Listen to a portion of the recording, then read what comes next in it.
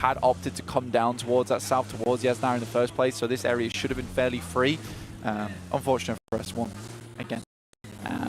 Hindsight is 2020 at the end of the day. Yeah. Taking a look at the composition of this circle, the teams at the moment in the middle, Energy in that primary compound, right, that sits to the west side of those Yasnaya fields, dead center, so much control out to the east, the north, and the south, really difficult to approach. That river creates a natural blockade to the west as well, makes it pretty difficult to crash onto, especially when you've got multiple teams putting pressure on, taking attention out their way. You've got non-head on the north side of it as well, in a fairly central position. They should be pretty happy with themselves right now, and DRG, Divergent Gaming, looking to try and convert on what was a great game one. Yeah, Crystal Gaming doing some good work here for a second. They do lose Insane. Blazer goes down next as Heavenly Angels attempt to get in on the action. But some good sprays, some good jumps as well coming through. Jordan will get ran down. Now just one player remaining. Bazedka, Crystal Gaming is a 1v1 at the moment. Montana would like to get his teammates back up on their feet. Stage 3 right now, so it is possible. Yeah, to be able to get those teammates back up. But you only got 40 seconds here, Blank. You really need to prioritize getting people out of this zone as soon as that zone touches its zone 4. Not Resable in the blue. Spray down from Montana. That's just going to waste time. That's burning the... Spray down from Montana. That's just going to waste time. That's burning the candle here. Jordan not going to be able to get up here. And this is just harassment coming through from Heavenly Angels. And this is making a lot... And I thought Crystal Angels actually had it a little bit there, honestly. So, big mistake, I would say, been made.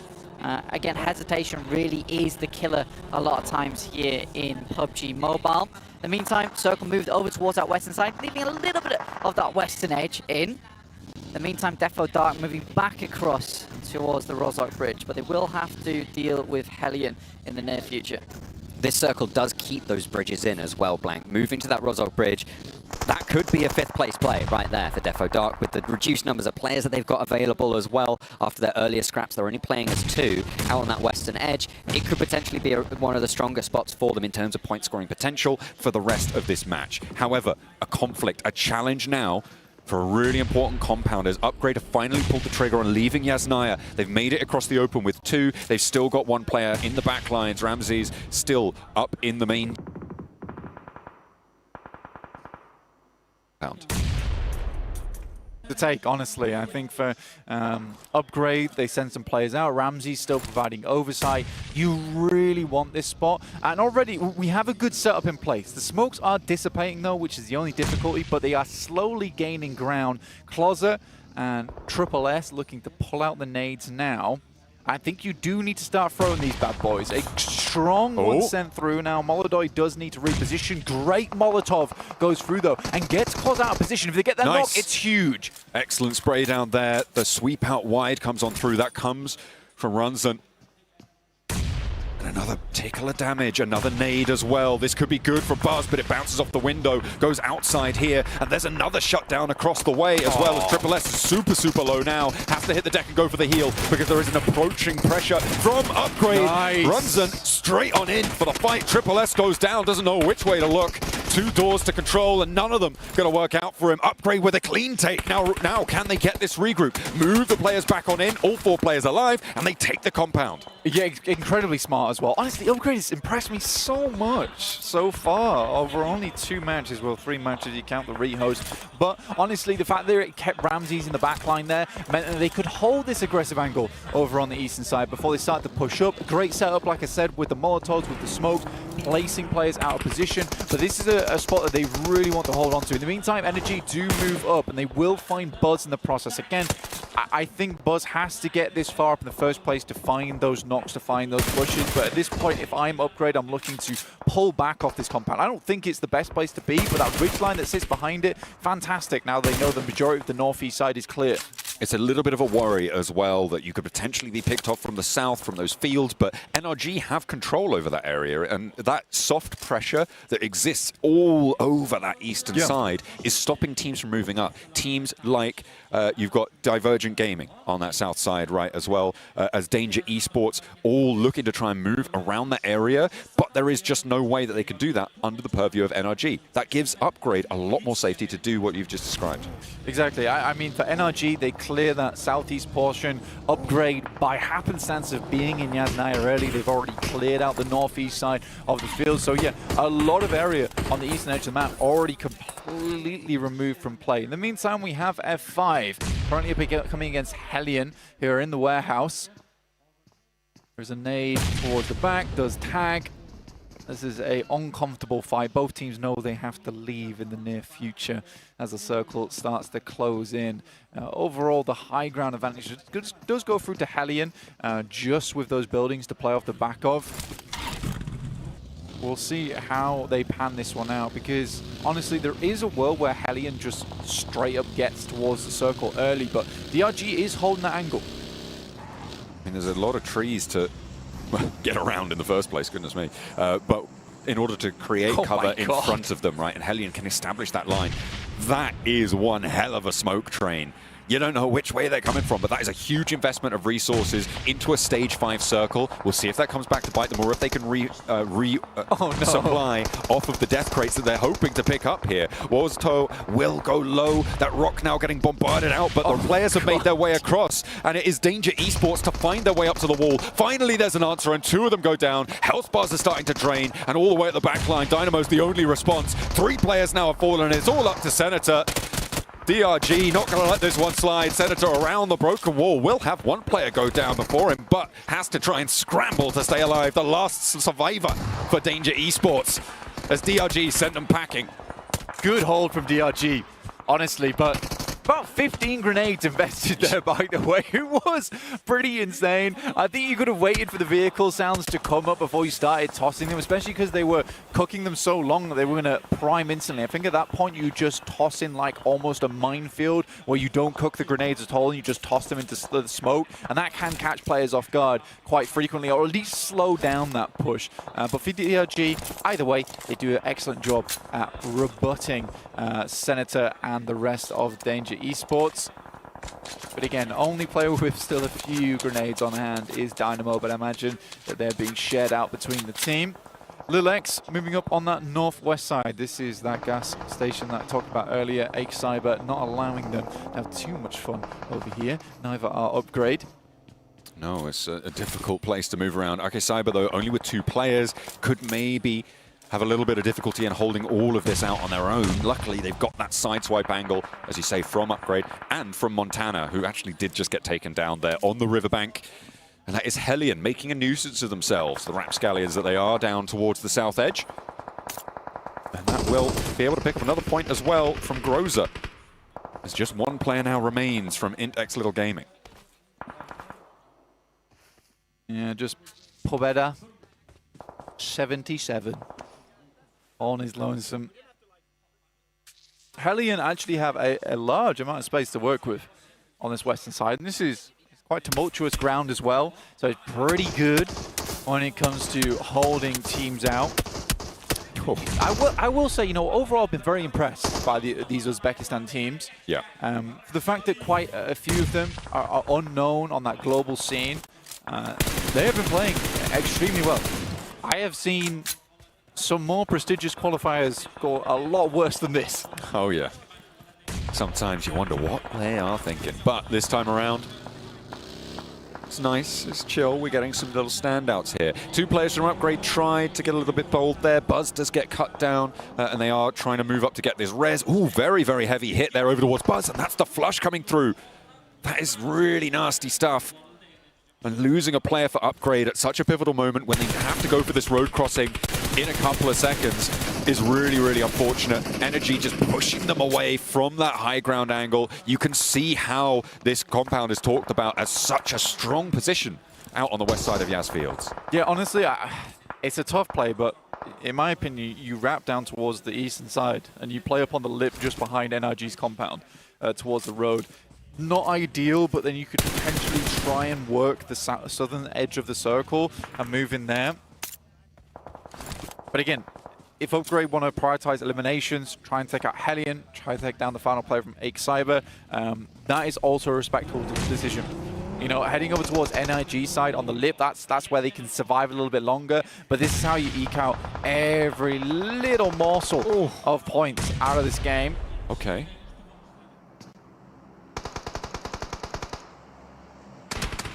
Who was the forward scout for Hellion. They invested 3 players holding out the last player from Ake Cyber on that northwestern side. They started to move a second player in, and now maybe Upgrade have read into that, but they've only got 1 player across. He's going to get run down by the front bumper of the buggy. Groza not going to be able to step towards him today, no sir. Upgrade cut down to 2. Yeah, dropping the smoke in that was maybe not the ideal play. 9 eliminations so far for Hellion. Really nice game from them. Upgrade with 8, second highest in the lobby at the moment. With only 2 players, starts to get a little bit more difficult. Zvezda goes down. Hellion really are just running players down frequently at the moment. Using those buggies to great effect. Good nade, but not good enough, I don't think, for Upgrade going forward. Not going to be able to blast the door off the hinges there, unfortunately. Most notably in the circle, Blank, I'm looking at Energy. They've had a fantastic position for so long, but they've only got 1 elim. Now's where they need to stand up, start taking these fights to extract value from this game. Getting a chicken dinner would be great, but if it's only 2 elims, that doesn't give you as much of a buffer as you want to be able to find.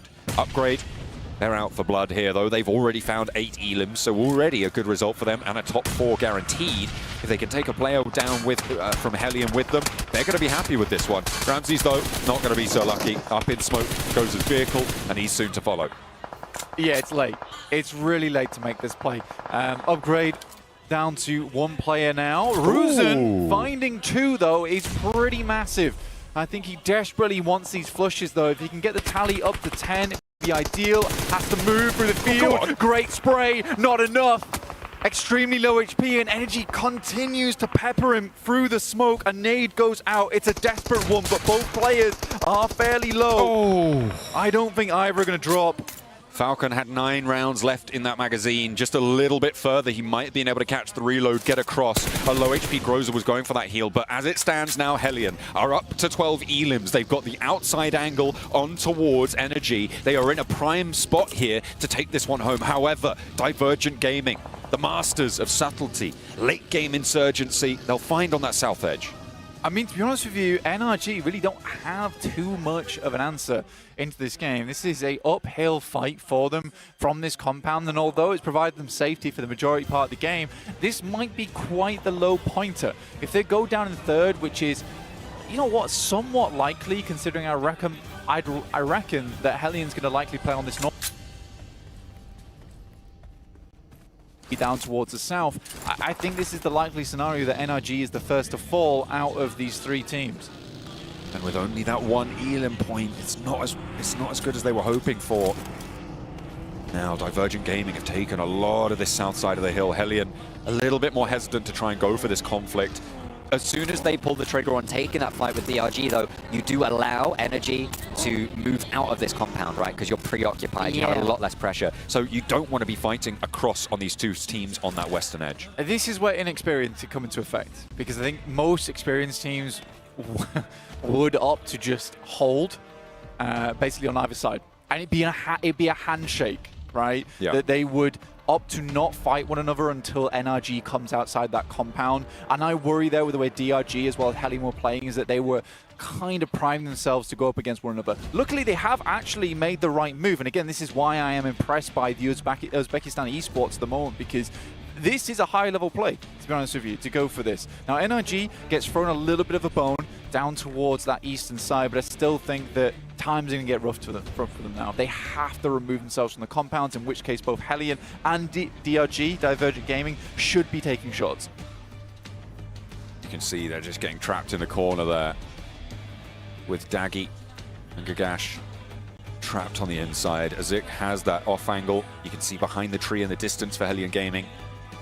Will have to leave it, but Energy going to have to move first. 16 seconds until the blue zone closes. They're starting to move their smoke train out. This is where they need to make their move, make their maneuver work. Gagash first through. Actually going unscathed here. Zik slow on the pin pull there, doesn't spray down into the smoke, and Gagash is across. He's into the zone as well, has now got a bit of an inside track. NRG leaving a player on the back lines, getting tagged up by the blue, wants to get a little bit of healing, but kept an angle under control. Hellion Gaming have let them out. They're getting a little bit too close for comfort, though, in my opinion, at the moment. I think that for Hellion, they have really given up way too much ground here. Divergent Gaming moving up towards that western side, they control the majority of this space at the moment. I think Hellion gave too much. And it's a smart move from Divergent Gaming to actually move up towards this north side. A little bit too focused on this fight between them and on NRG. I mean, perhaps the lack of Hellion moving forwards earlier wasn't cerebral, it was more hesitancy. But this time around, they're going to quell those nerves. But oh, this is disaster! A run down into each other, and Daggy strikes perfectly around the tree trunk, cuts a second down. And Falcon now needs to have his wings clipped if they want to keep this one going. And NRG break the mold out of the compound and into the hills. Daggy, baby! What a unbelievable spray down. Again, they light themselves up for the tree and the lumberjack comes through and it all comes crashing down around them. But Divergent Gaming come in to clean up. Is this the back-to-back? Maybe not. There's still Dynamo to worry about. First knock is found. Divergent Gaming have a little bit more trouble to handle. Energy losing players. Gagash, spray down connects. Weapon swap for Dynamo, moves forwards, and Gagash goes down next. One player now left in the backlines. It's NRG with one hope now. Shake up against the tree, up against the crate, gets one, confirms the flush. Crucial point potentially, but there's the nade over the top. That should do it. And it is the back-to-back here in the Uzbek finals. Divergent Gaming making a name for themselves. Definitely diverging away from the norm, that's for sure. 2 in a row at the start of the day. They look elated, and as they should be. Fantastic plays from both games. And again, great positioning. We saw that on Sandholm where they took that position in the valley. Very awkward to play there a lot of times, as well as this match where Hellion a little bit too far focused on the eliminations to the point that they squeezed themselves into a really uncomfortable corridor on that north side of the map. I think in that situation, what you really wanted to do was just allow NRG to come to you. For them, they were chomping at the bit a little bit too much, whereas Divergent Gaming, they were happy to be like, we'll probably take 2 from NRG. And for DRG, they're like, fine, you go for that. We're going to take better position in the process. So honestly, extremely well done, macro and micro there in that game from DRG. Yeah, I would agree on that front. They were able to play that south side very, very well, holding people at arm's length, striking where they needed to. And to be fair to Hellion, being elimination focused, sure, but they got a lot of points that game for being elimination focused. You can see how NRG were able to just move on out into their territory. A little bit of hesitancy there to go for that fight. But as soon as that fight concluded, DRG were all over it. Yeah, absolutely. And why not? I think DRG were very happy. I don't ever slow up, no I don't take shit. I got no love for the fakeness. If you wanna play tough and wanna hate this, I'll always show up. I don't ever slow up, no I don't take shit. I got no love for the fakeness. If you wanna play tough and wanna hate this, I'll always show up and make a statement. I don't ever slow up, no I don't take shit. I got no love for the fakeness. If you wanna play tough and wanna hate this, I'll always show up and make a statement. Everything I do so instinctive and compassionate. Every word I move so descriptive like an adjective. I got a vendetta against people who back it. Being negative when you should be getting after it. I got facts over tracks, systematic, slow, speaking fast, knock the ropes, knock the gas, think I'm okay and last, but I don't know what that can erase all the past and the pettiness, a reflection of the emptiness, hilarious, you think you're with my time, you're delirious, mysterious, because you are behind a fake exterior, inferior, you know I'll always be a bit superior, get off of me, this ain't no humble brag, I want you to hear words, you can say them back, I want you to feel free from the chains that last, and to believe in what you got, it was built to last, yeah. Now that I'm in love, never got one time, I had to do it all myself.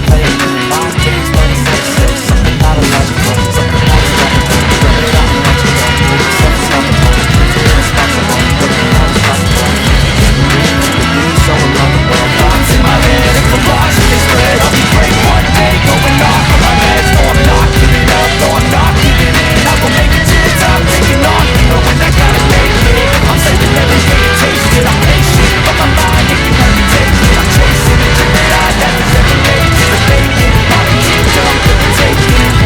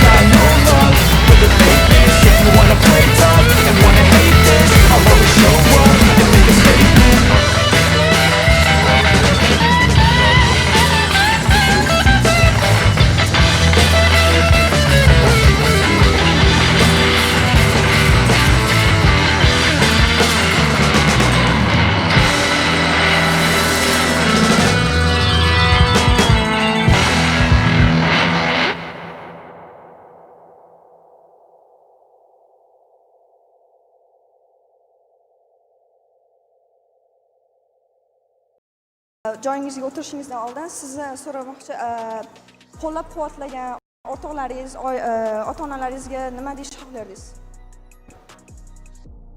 Ularga ishonch bildirganligi uchun rahmat aytaman. Xohlasa ishonchini oqlaymiz. For supporting him, he is very thanking everyone, and he's very willing to win this tournament. Looking to win this tournament, well, you're off to the right start. Kuke, thank you so much for joining us here in this post-match interview, and congratulations. Let's make some noise for Kuke and Divergent Gaming. And for now, we're going to head back over to the analyst desk.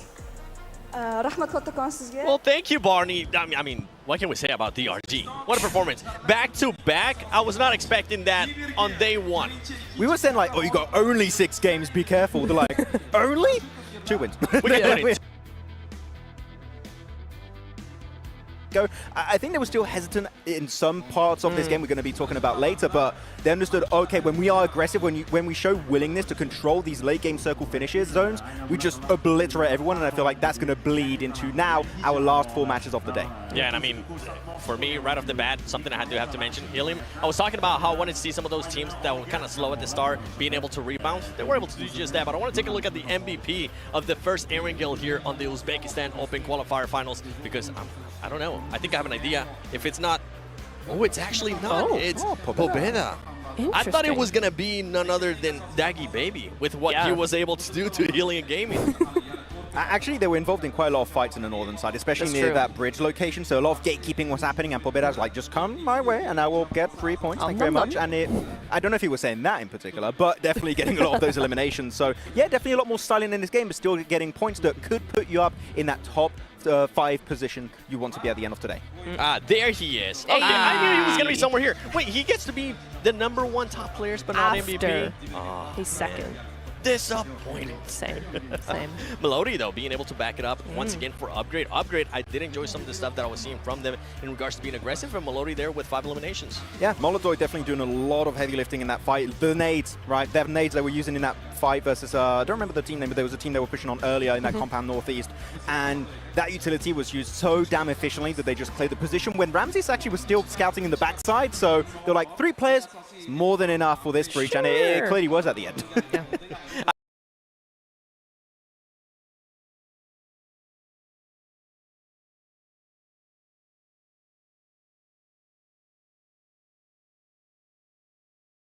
We're going to be looking at the highlights. Is almost like at first they were pushing a bit too slow, but they did switch it up. They did, and sometimes, you know, if you don't know a team,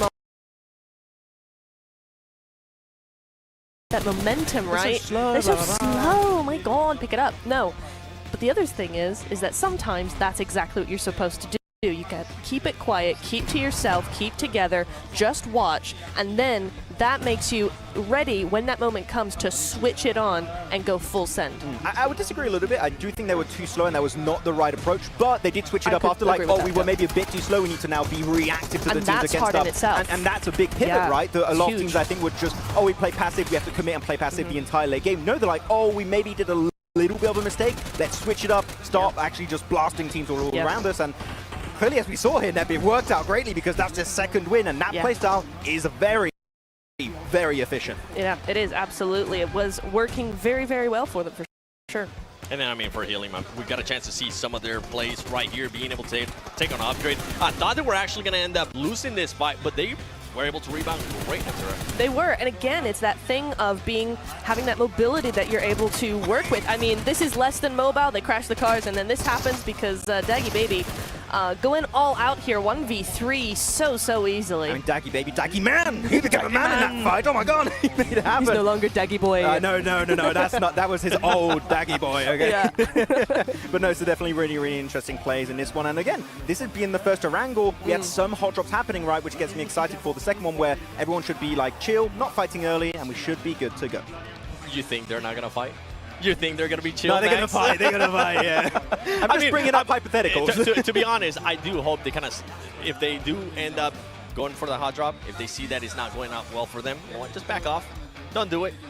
Don't take the risk, considering that we're only going to have so many matches left. As we take a look here at the match ranking, once again, why not? The back-to-back, 18 points for them. And Helium, this is why I keep hiding them up. 12 eliminations, and you were telling me, Max, they were just so quiet. I didn't even notice they had those eliminations at one point. Okay, I'm going to say a very weird sentence, okay? Okay, we're all ears. They were weirdly aggressive, like just, and quietly aggressive almost in this game, because they were just on the western side, not involved in really strong POIs for the late game circle, which they were just sweeping edge at that point. And they were actually in Garden, east of Rozhok. They were just chilling in that location. If you would get close, they would take a few shots at you. But most importantly, and this is something you mentioned, Niptra, in this game, the moment the 3-1 split of our central team of NRG just kind of came back to a 4-man group in the compound, there was a big vacuum that was created that Helium instantly just pulled the trigger on taking that spot for themselves. Yeah, it's a difficult thing to really think about, because if they hadn't regrouped to the compound, if they had regrouped to the hills instead, then you would have the likes of Upgrade able to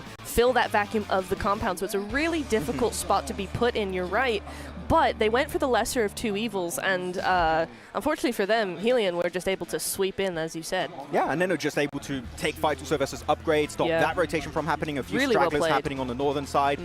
Until, unfortunately, as we saw, the two cars crash, and I think that just kind of destroys the entire game plan, because I really believe here, and Seven's nodding a little bit, I believe if that car crash does not happen, I think Helium win the game. Yeah. Hear me out. You know what? Yes. Come on. With the way that they were performing, I mean, DRG was just able to fully surprise them. So looking at the overall ranking here, and this is what we're kind of giving them props, right? Now, we were talking, you mentioned it too, Max, talking about 6 matches only. Well, guess what? They currently have a nice 12-point lead, and on top of that, in first place with 37 points, Neptura. Yes, absolutely. It's a nice little gap they've got going on, especially when, again, you remember we've only got 4 more games left. That is it, right? So, with those back-to-back wins, they are sitting pretty at the minute. Yeah, I'm actually going to start focusing a little bit on the lower pack teams, because 2 wins out of 6 matches here, the lower teams, right? You're like, okay, you see that what's been successful in this lobby are aggressive teams taking up space in these late to mid-game zones. If you're bottom of the rankings, if you're non-head, if you're Rook, if you're Danger Esports, if you're T71 Aggressor, you need to start bringing the heat, because otherwise, guess what? After this game, we're halfway done. Yeah. You're not going to have enough time to get first place. Top 5 maybe, but even then, it's going to be a rough task for them to pull off. I mean, look at the teams at the bottom, right? You got Rook right now with only 2 points, NH with 1 point. The 7-2-1, I feel like at least they're being able to get those eliminations. But right now, besides those elims that they're being able to get here and there, they might need to change that gameplay, Max. The question becomes, can they do it in such a short time, especially with all the pressure that they currently have? And we're not going to have to wait long to know that. We're going to know in the next 4 matches here. But I'm actually looking here at some of the stats.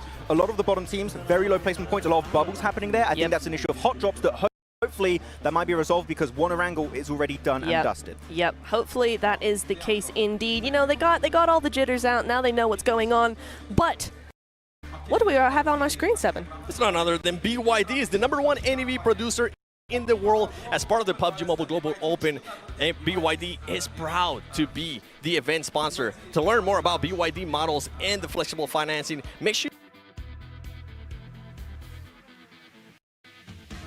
cars look pretty awesome, and I like that it has that wrap there on the left. It's so nice. Do you think there's do you think we can get a chance to drive it? Do you think it's been charged up? Can I just get in and just drive it? The lights are on, right? They have to be charged up. Right? I mean, yeah, you know. I don't know why I didn't catch on that. I'm not even going to say what was it. This man is too smart, or I'm just not smart enough, I don't know. It's all right, you're just too focused on that Infinix. But one thing that we do have with the Infinix that we have available And for everybody currently watching at home, keep an eye out for those verticals. I don't ever slow up, no I don't take shit. I got no love for the fakeness. If you wanna play tough and wanna hate this, I'll always show up. I don't ever slow up, no I don't take shit. I got no love for the fakeness. If you wanna play tough and wanna hate this, I'll always show up and make a statement. I don't ever slow up, no I don't take shit. I got no love for the fakeness. If you wanna play tough and wanna hate this, I'll always show up and make a statement. Everything I do so instinctive and so passionate. Every word I move so descriptive like an adjective. I got a vendetta against people who patented being negative when you should be getting after it.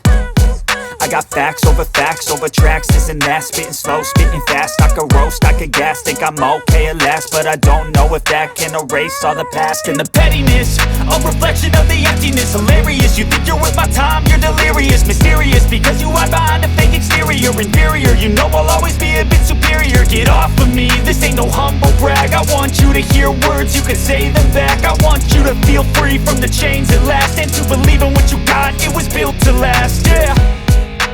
Now that I've been put through hell, I never got anyone's help. I had to do it all myself.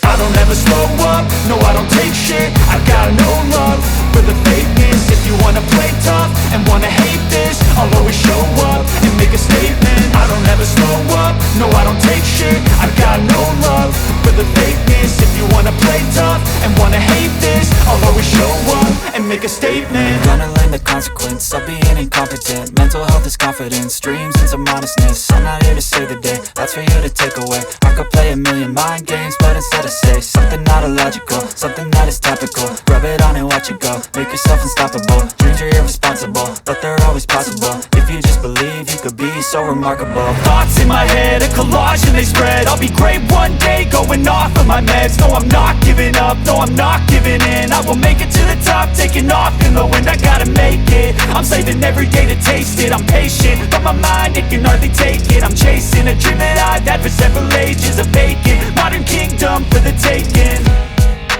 Now that I've been put through hell, I never got anyone's help. I had to do it all myself. I don't ever slow up, no I don't take shit. I got no love for the fakeness. If you wanna play tough and wanna hate this, I'll always show up and make a statement. I don't ever slow up, no I don't take shit. I got no love for the fakeness. If you wanna play tough and wanna hate this, I'll always show up and make a statement.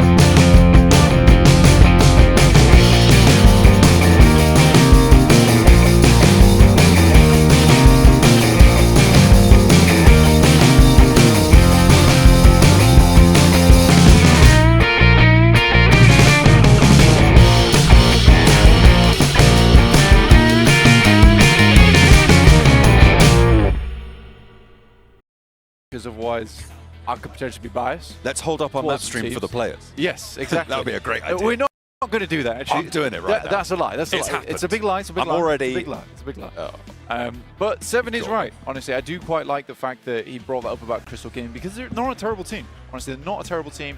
The way that they've been able to get themselves into spots of the map where, you know what, they can get good work done, that kind of diminishes the further the game goes on, where they get to a point where suddenly they will stop moving into the circle And although they can fight other teams, it doesn't matter if they're in a bad position. That will always drag you down at the end of the day. It's 11:59. That took me a couple of seconds, but I got it. I got there. It is indeed the end of the day at 11:59. Only if you're using a 12-hour clock, though. Otherwise, it's 23:59. But the joke still stands, and I stand by it with you. We are going to be heading into our second Erangel billing of the day. Of course, there are 3 and only 1 day of games to be played here. The question in my mind right now is, have DRG done enough to already be into the next stage? Right? They've got 2 chicken dinners. They got, what was it, 23 points or so? Or quite a lot of points in that first match. They got a lot from that second match as well, getting the second chicken dinner. Have they already qualified towards those at least prelims, if not in the running for that first place spot? Little bit dastardly playing path on the east side here, Blank, but it shouldn't be too problematic for teams heading towards Milta. We'll see if they have company, though. Yeah, I mean, honestly, for quite a few of our squads so far, that has been, again, similar situation to Crystal Gaming, where you get caught on the outside. I think for non-head, you are right. This is the question of being ready fast enough. And always, it's not so much as you get further into the esports scene towards the upper echelons that it's a problem, but it's certainly something that needs to be considered every single time. And that's looting speed. Being able to get yourself into a position where you have weaponry, where you're good to go.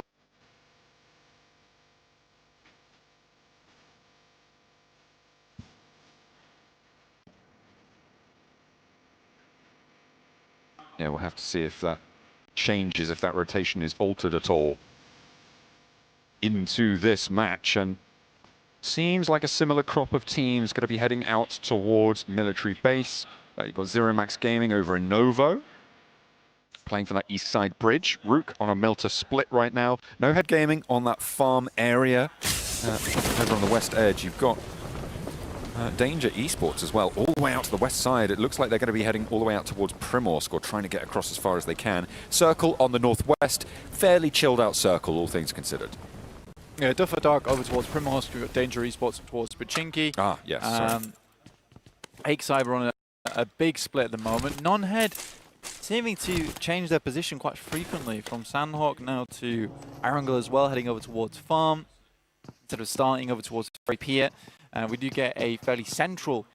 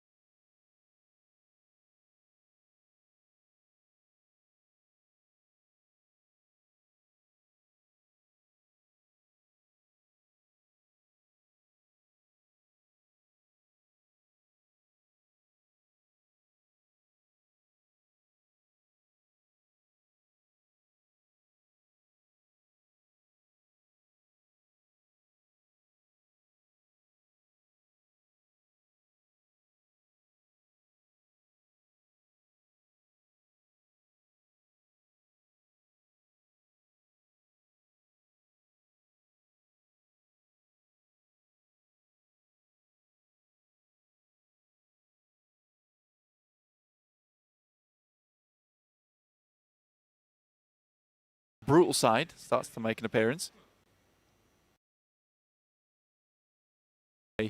Too early. We saw in a lot of the test matches, the 721 aggressors being incredibly, as the name would suggest, aggressive in those matches. That's kind of died down a little bit here in the actual qualifiers. So I am waiting to see when that more brutal side starts to make an appearance. Yeah, we haven't really seen what we want to from them, and I know Seven's pretty disappointed over on the desk, but you know what? It's not all about him, not this time around, and maybe we'll have to focus more on Crystal Gaming. In 5th place right now, Blank, and as we said before, it is the top 5 who will progress further into this tournament, with 1st place obviously going directly to the finals of the PMGO with that direct invite spot, and the next 4 teams down from 2nd to 5th place getting their way into the prelims that will start tomorrow, and only on a 6-match set as well. So every big performance here is really, really impactful when it comes to getting your chance to see yourself in those top 5. Yeah, again, I think the guys on the desk were discussing, I can't say guys anymore, the lads and ladette were discussing whether you want to get straight to the finals or through to the prelims. And again, yeah, I would definitely agree that you want to go straight through to the finals. Although experience is generally nice, going into that top 5 and making it through, sometimes that can be quite difficult. So not necessarily, maybe you get some more experience, but there's a high chance you don't make it to the finals, especially playing against some of the strong teams that will be joining us over in those prelims. So I'd be very excited to see who does get that final spot here from the qualifiers, because I can definitely tell from the few games that we've watched so far that some of these teams certainly deserve a spot and are incredibly strong. If I had to guess your pick, I would say you're an Upgrade fan right now. No, actually. Okay. Interesting. Although I am very impressed by Upgrade. They lost you on that last push. No, they didn't. I still think that they made do with a difficult location on the map. All right, they had, let's be honest, it was a difficult location on the map to play. They did their best with it. Unfortunately, it didn't come to pass. There was a lot of strong locations already on the map, and they attempted to make that crossing. Again, I don't think they're a team that looks for safety plays, which would have been to head over towards the eastern side around the back of NRG. The difference maker is just that the way that Divergent Gaming has played is that it kind of speaks to my more analytical side, where I do really enjoy some of the rotates they've been making, and it's slow but assured gameplay. But when it comes down to taking the shots, to taking the engagements, they do a damn fine job of it. So yeah, I think Divergent Gaming, it is kind of like supporting the prime team so far, but you know, there's a reason for that. Yeah, what other evidence do you have to go on, to be fair, at the moment, unless you're a die-hard fan of the Uzbek scene? But either way, an impressive start for those two rosters, and I think you're right to highlight both of them. Even if Upgrade have been a little bit more bombastic, a little bit more dynamic and flashy, there is that subtlety that DRG have been able to show off in these last 2 matches. But to be able to do that back-to-back is fantastic. Yeah. And to be fair, they did have a pretty rotten time in the valley over on Sandhawk, and by all sorts of locations. But again, they placed themselves in a spot where they were banking on 2 teams being on either side, which would give them some protection, and they just tuck in towards what I would argue is the stronger side of the mountain in terms of being able to peek over and take shots. So yeah, a strong play, one that was predicated off the back of some pretty damn good information. But here, we'll have to see how things pan out. They are down towards the south of school, but we can't bang on about Divergent all day long. There are other teams inside of these qualifiers. Heavenly Angels did move up from the western side of Gatka over towards the northeast, just sitting on the precipice of ruins at the moment, with Defo Dark being able to actually swing through fairly far from Primor. So I didn't expect to see them in front of Upgrade, as well as the 721 aggressors and Egg Cyber. So I'd like to see how their game goes here, because you know what, Defo Dark, although they haven't had most standout moments, they don't look like complete pushovers. Ooh, a little bit of a side angle there from Upgrade, and it's actually Cyber on the southwest edge. taking those pot shots out their way, trying to force their way up the hill. Ooh, Zvezda with a close range nade. Molotov might be unaware of this. Over the top, the Cook is there. Doesn't have time to get out of the way, but just about gets cover in the vehicle. Zvezda not going to be able to connect on the second, but Runzen's down on the top line. That is the 7-2-1 aggressor, third partying from the east side of this fight. Zvezda just about tucks in back behind the headland, back behind the vehicle. Buzz can't quite connect. Can the rest of his team move up to support in a three-way engagement? Yeah, Upgrade down a player now, so only with 2 alive and 1 player currently knocked, make that 2 players down with 2 players still alive on Upgrade. Difficult terrain to play. They wrapped quite far from Yasnaya down towards the south side. Little to no information available to them on that one. Unfortunately, doesn't go too well at all with the 721 aggressors and Ake Cyber working quite well alongside one another on this tiered location of the map. Pachinki currently held by Danger Esports. They moved in there fairly early on, actually, so they were having quite a good time during this match. Circle popping up here, goes to the southwest side, and will give a lot of ground over towards those Pachinki areas. A lot of that space now going to be occupied by Ake Cyber and the 721 aggressors who we saw jousting for that position in the hills, but now they're isolating themselves back towards those opposing hilltops. Hellion on the north side, going to be pushing their way on in as well. Rook leaving themselves a little bit lower now on that east edge. Yeah, again, for DRG, it's a fairly fantastic position they're currently playing. I think the fact they've been able to hold on this eastern side is pretty impressive so far. Hellion, though, as we were talking about, Max called them weirdly aggressive. I would be hesitant to not agree. But hang on a minute. Let me hesitant. Okay. So you're agreeing? I'm agreeing. Okay. Yeah, I think that it's a good way to describe this team. They had some pretty pop-off moments. Ooh. Maybe one of them popping in now. Cup of tea for him. Maybe a scone if they're lucky. On the northeast side of Pachinki, they're trying to make their way through. On the east edge, they got no head in the storm drain now. Trying to fend off against it. Nades being traded back and forth. A nice bobble over the top. And closer to the grave. Romy, 1 or 2 players now that stands for no head. And on the east edge, it's going to be a pretty difficult scenario for them. Yep, non-head struggling right now. That's what I said. In the storm drain. That is 100% what I said. I don't know what you're talking about. So only 2 players now remaining for that team. But they are struggling, definitely struggling here in terms of positioning on the map. For Hellion, they were able to slip in kind of undetected there and now are looking to push out a little bit further. And Pachinki's becoming quite the focal zone of the map right now. Provides a lot of safety, but you got to squish yourself in tight towards this location. Compressed, quite heavily occupied right now. That Pachinki urban environment is going to be difficult to try and make work. I don't think too many teams are going to be able to get out of this one. This is the unfortunate truth, right, of being inside this settlement early. If it shrinks there, it will be fantastic for them. But if it goes down towards that southwest, just like that, then all of a sudden it is a mad scrabble to get out of there, and nobody's going to come out of it unscathed. Yeah, this is a group of gamblers in this game. To be honest, you fair play. You have 1 day to make this happen. You've got to gamble sometimes.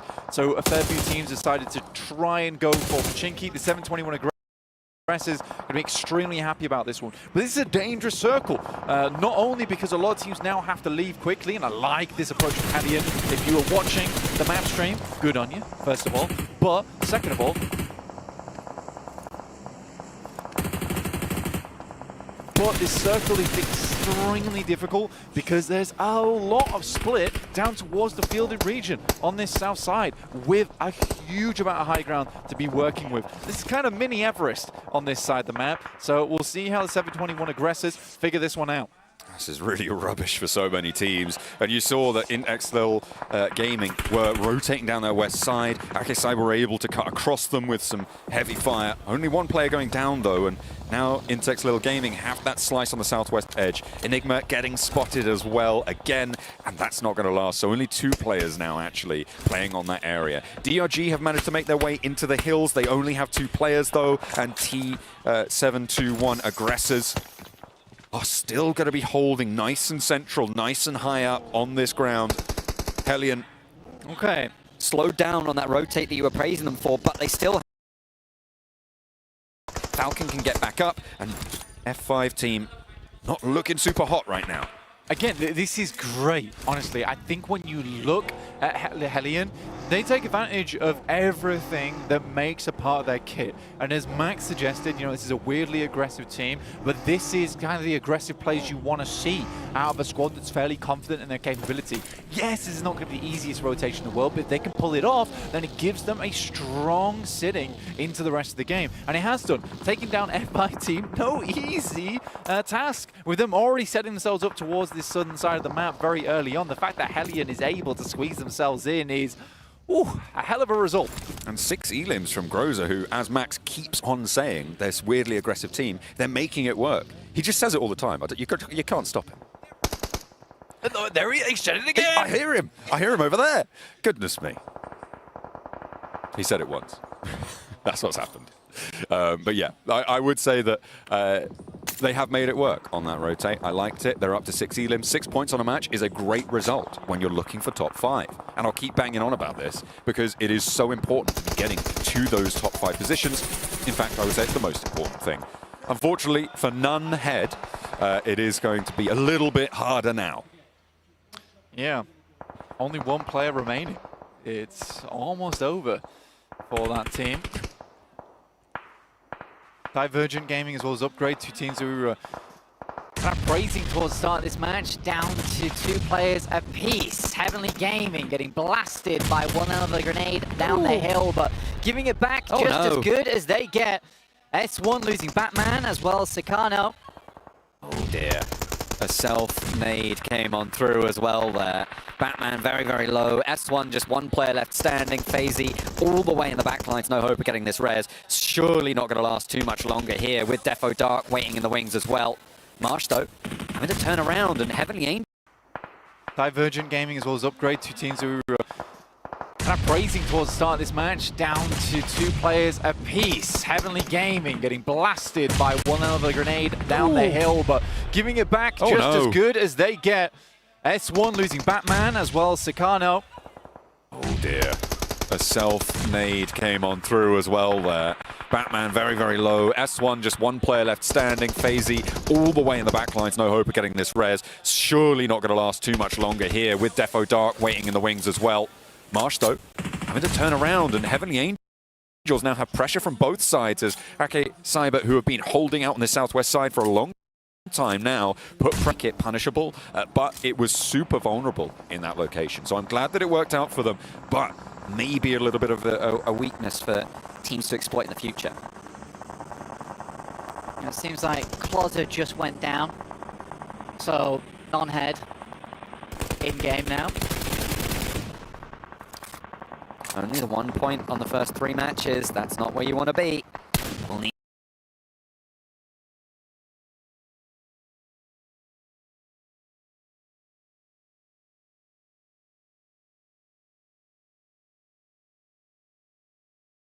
Only the 1 point on the first 3 matches. That's not where you want to be.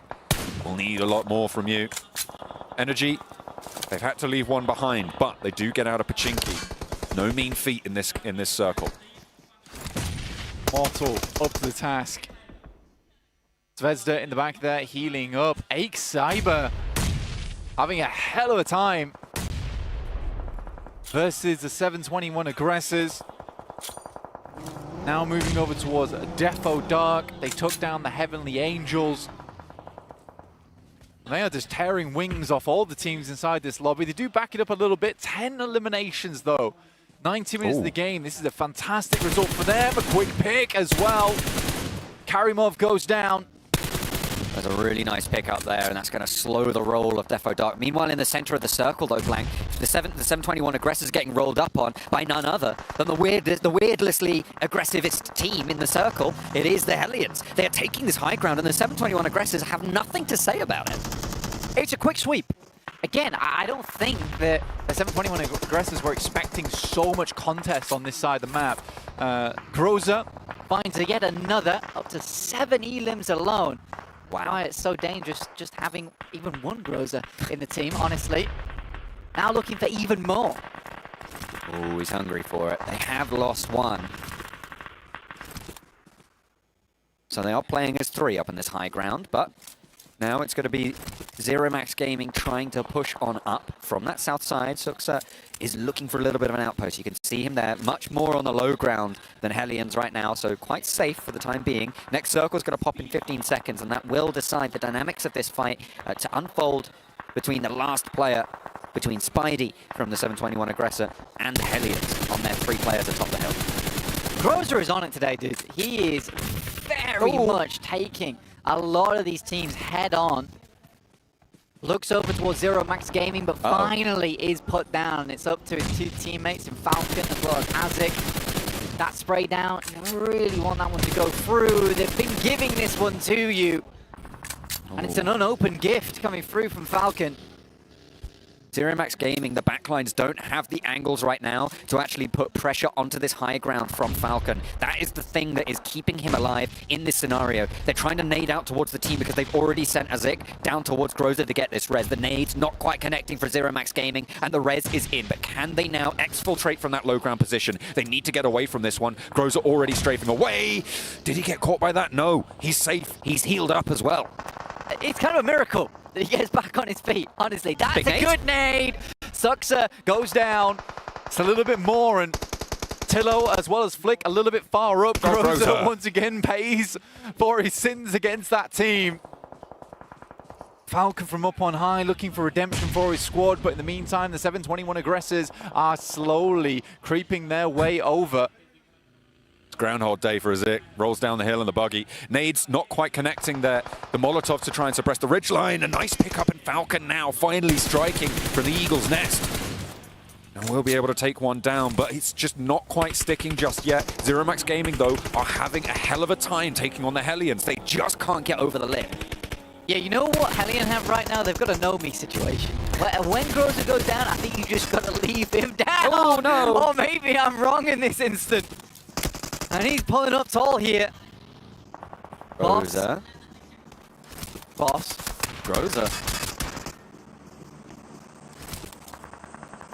The backlines, he does go down pretty low, but gets healed straight back up. Boss with the shotgun shells around the side, but he's not spotted Groza on the wraparound. What are you looking at? Look at your screen, my man. Come on, the Infinix GT20 Pro's got better resolution than that. The fact that he's still going for elims and not picking his buddy up, who was constantly come back down the hill to help him. It's a little bit ungrateful, but you can't be too unhappy when he's got 7 elims on the side. Finally, he does something other than damage. He's going to heal. Very nicely done there. The 721 aggressors have only got Spidey left, and he's going to have to employ some serious Spidey senses to make sure teams don't get too close to him. NRG been very, very silent. You know what I need from them? More energy, more passion, more footwork. I need a rotate coming down from Falcon. Take that high ground. Groza looks for more and finds it. He's beginning to believe. He's moving around, he's moving through him. The hot knife to the butter of the circle right now. There's no way you're staying safe from him. He's on the hunt. And the spray down connects again. He's putting up 9 right now. Let's see if he can get the double digits all on his top. Yeah, this is some unbelievable stuff. And this is what I wanted to see from Energy. That passion is definitely starting to come through now, but unfortunately for them, there are shots going back that way. Divergent Gaming up against their arch nemesis. It is Upgrade. Currently trying to tally them in the totals, but right now it's Hellion with 27 points taking second place. But NRG, though they've been silent, 5 eliminations this game. Not bad at all. At the moment, the only team that stands on 4 players alive is Aki Cyber up on that north edge blank, and they have got to try and move through. It's going to start well, though. Zvezda finds the first knock and the flush onto Gagash. Only one player now stands between them and their approach to the circle. You've got the 721 aggressors with just their one player, the Hellions with 3, who at the moment are raid bossing this lobby with 14 elims. Hang on, no, actually a minute, hang on a minute. Akicyber have 15 elims that they've been able to pick up over on that north and that northwest edge. They've been farming them.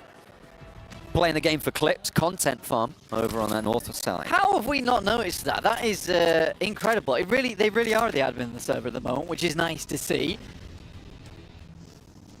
Cyber head down towards that south side, looking for Daggy Baby, who certainly feels that way right now. Not so much a man wailing off on that northeast side. Sad that his team's not with him anymore. Hellion, however, it's been a crazy game. I think that although Akicyber, yes, they have 15 elims for themselves from that northwest side, it's been a pretty easy pursuit for them. You know, they have been clearing out teams. Yes, it's been good shots, but Hellion have gone through some serious jungle to get to this point in the game. Spidey, last to stand for the 721 aggressors, has a little bit of bite left in him, and will be able to carry on. A little bit more than a tickle left in that compound, and actually some low health bars, so a slowdown on the roll-up, and Zvezda falling is actually pretty impactful. That takes our only 4-player team down a peg. They are now playing as 3 on this approach, not quite landing that Molotov on the inside, and the heal comes just in time. Will it be another around the edge? Gonna put it in through the boardwork and steps out! Oh, I thought he was gonna get one more there, but it was fortunate that they had force on the off angle with the DBS. However, Akicyber a little bit more trouble than they were bargaining for there. 16 eliminations, only 1 player down in Zvezda. Real big amount of opportunity here to shoot up the standings. The 1 game, keep yourself nice and safe. Will find Daggy Baby. And that is a 17 elimination game here. Falcon is down, and Don finds him on the rotate, looking for that 18. Hellion do have a Zik in the circle so far. The 2 players up here for Hellion are just trying to catch these Akicyber players as they leave from their compound, trying to go down the hill that sits to the south. You've still got to watch out for Ramses, right? From Upgrade, he is in a dangerous position. Tumbling down those hills whilst being contested by Hellion makes it such a difficult position to try and breach on towards. At the moment, Akicyber, they need to pull out something special to actually make this work. Groza was able to get that res as well. What's this? I would not have made that push, but respect for them for it. I do like what they're trying to do here, which is to hold Akicyber out from making this eastern rotate. Wonderful stuff, because they already have Azik in the circle. This would be the most dangerous location to allow Akicyber in, so they could get an easy rotate up and under. I think that another was found there from Akicyber over towards the final player from Upgrade. That's towards Ramses. But honestly, Hellion have played this game phenomenally well. If they take the chicken dinner, they will 100% deserve it. This little play in of itself is a game-winning play. I really like what Akicyber did there as well. They knew, sure, they lose the engagement on that north side, they lose a player, but they knew that they were going to commit 2 players on the opposing team to that res. They roll down the hill, they take that time to when the enemy isn't going to have as much control over that hillside to move down and take the fight with Ramses. They do win it out in the end, and that is what has allowed them to be on this platform right now that admin sits on, right? He couldn't have made that work had that engagement on the north side not occurred. Yeah, I mean, it's an opportunity play, right, in this situation. I think that when you look at this, though, the odds are in the favor of Hellion at the moment. Akicyber currently trying to move around the side. They do have cover to work with, but for how long is the real question. How much utility was Hellion able to hold in the back pocket as well? I mean, Azik's been down in this location for a while, so likely hasn't had to use...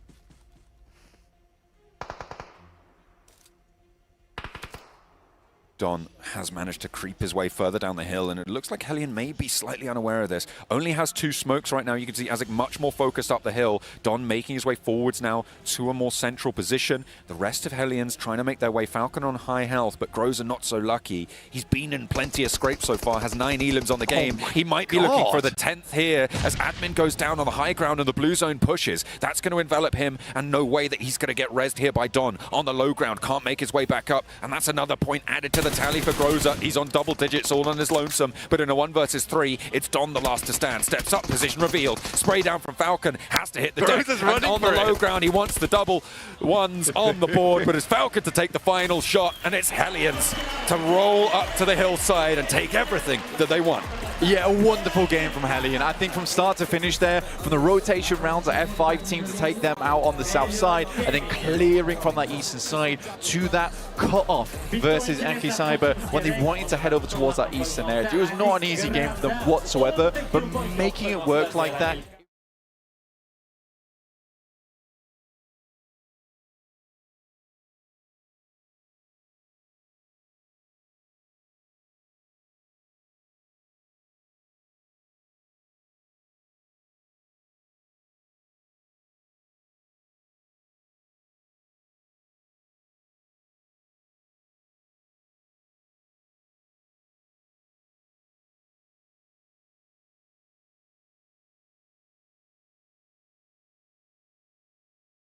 Team, the discussions within the team, they're all on the same page, which is lovely to see. So that is the engagement over on that northeast side that I was talking about before. Rammus is the last player to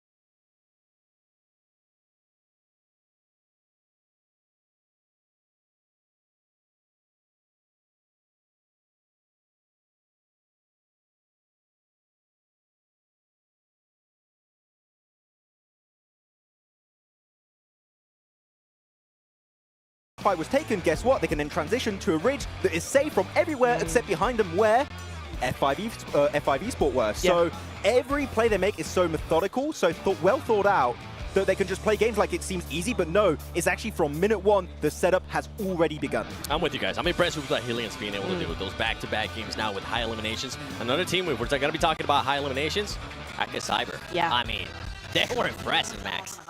They're just blasting everyone out. Oh, wait, are we surprised that this is the MVP? I said something, and Naturo agreed. When you look at Groza play, just imagine the crazy frog music in the background, and I promise you, it's weirdly enough, it's very fitting. It is very, very fitting indeed, and I bet you that was rolling around in his head as you... Each thing came through, as every single elimination came through for him, he just got better and better. It's actually really funny too, because he got rezzed at one point by his teammate. His teammate then got knocked. He's like, I got a job to do. That's eliminating, not rezzing. Okay, I can't res you, mate. I've got elims to get right now. And like 1.6k damage, 10 elimination. That conversion ratio of 4 damage is quite rare to get to that point. That's a crazy match. I wonder, are we going to see a game that good from an individual player this entire tournament?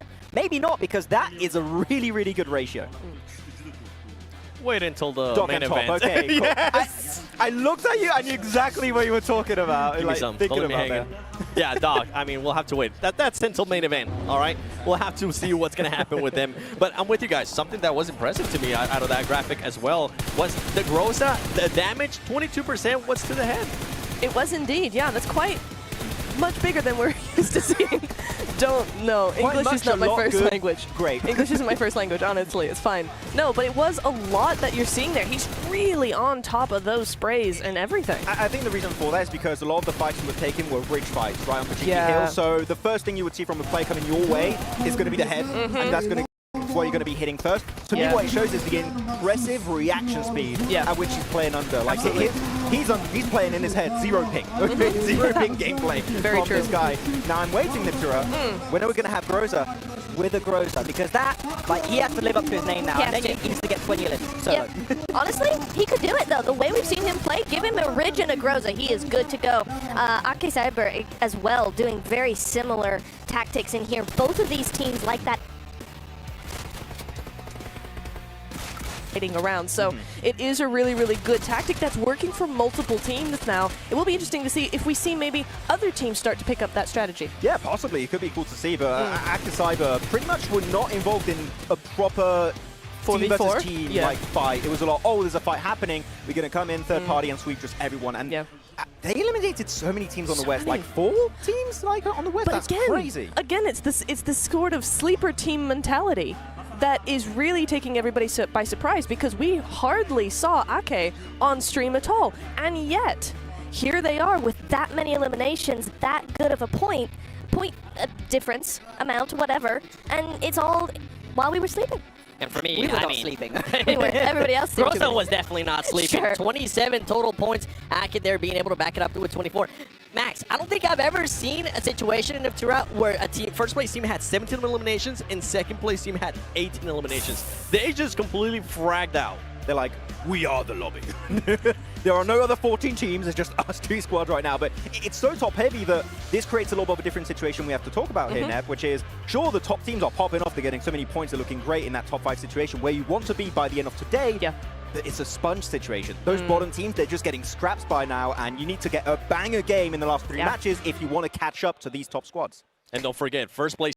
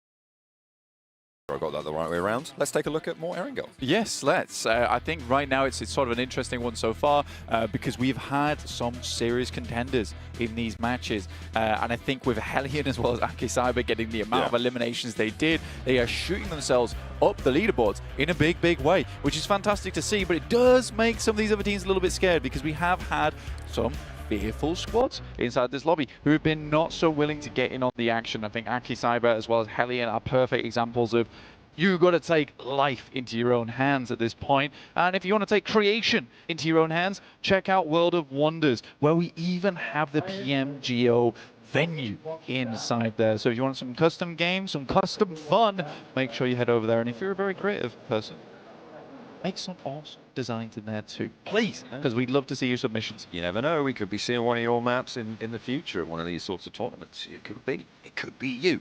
Of course, we are going to be going back to the old tried and true Erangel for this time around though, Blank, as we are going to head over once more from the north side down to the west point of Sosnovka military base here, as we are going to head in for another dose of the grassy pastures. We are heading back down from the north down towards the south, western plain as well. Kind of a kind one, I would say. It's not too far off towards that western side where it may skin over towards Lipovka a little bit more difficult, but for a team like NRG who do drop Lipovka, this is going to be a bit further of a jump for them, which is going to lead to limited time looting. But it's absolutely fine. I'm curious to see where Nonhead is going to end up. Are they just making up their drop locations as they go along at this point? I mean, why not? Maybe it's a dice roll. Maybe they got a dice over, a D20 in the pocket, whip it out. Where are we going? Let's go here. I rolled a 17. Let's hot drop on North George. We'll be dropping hot over towards Crystal Gaming here. I think they already found a knock potentially, but Insane does this is a hot drop back.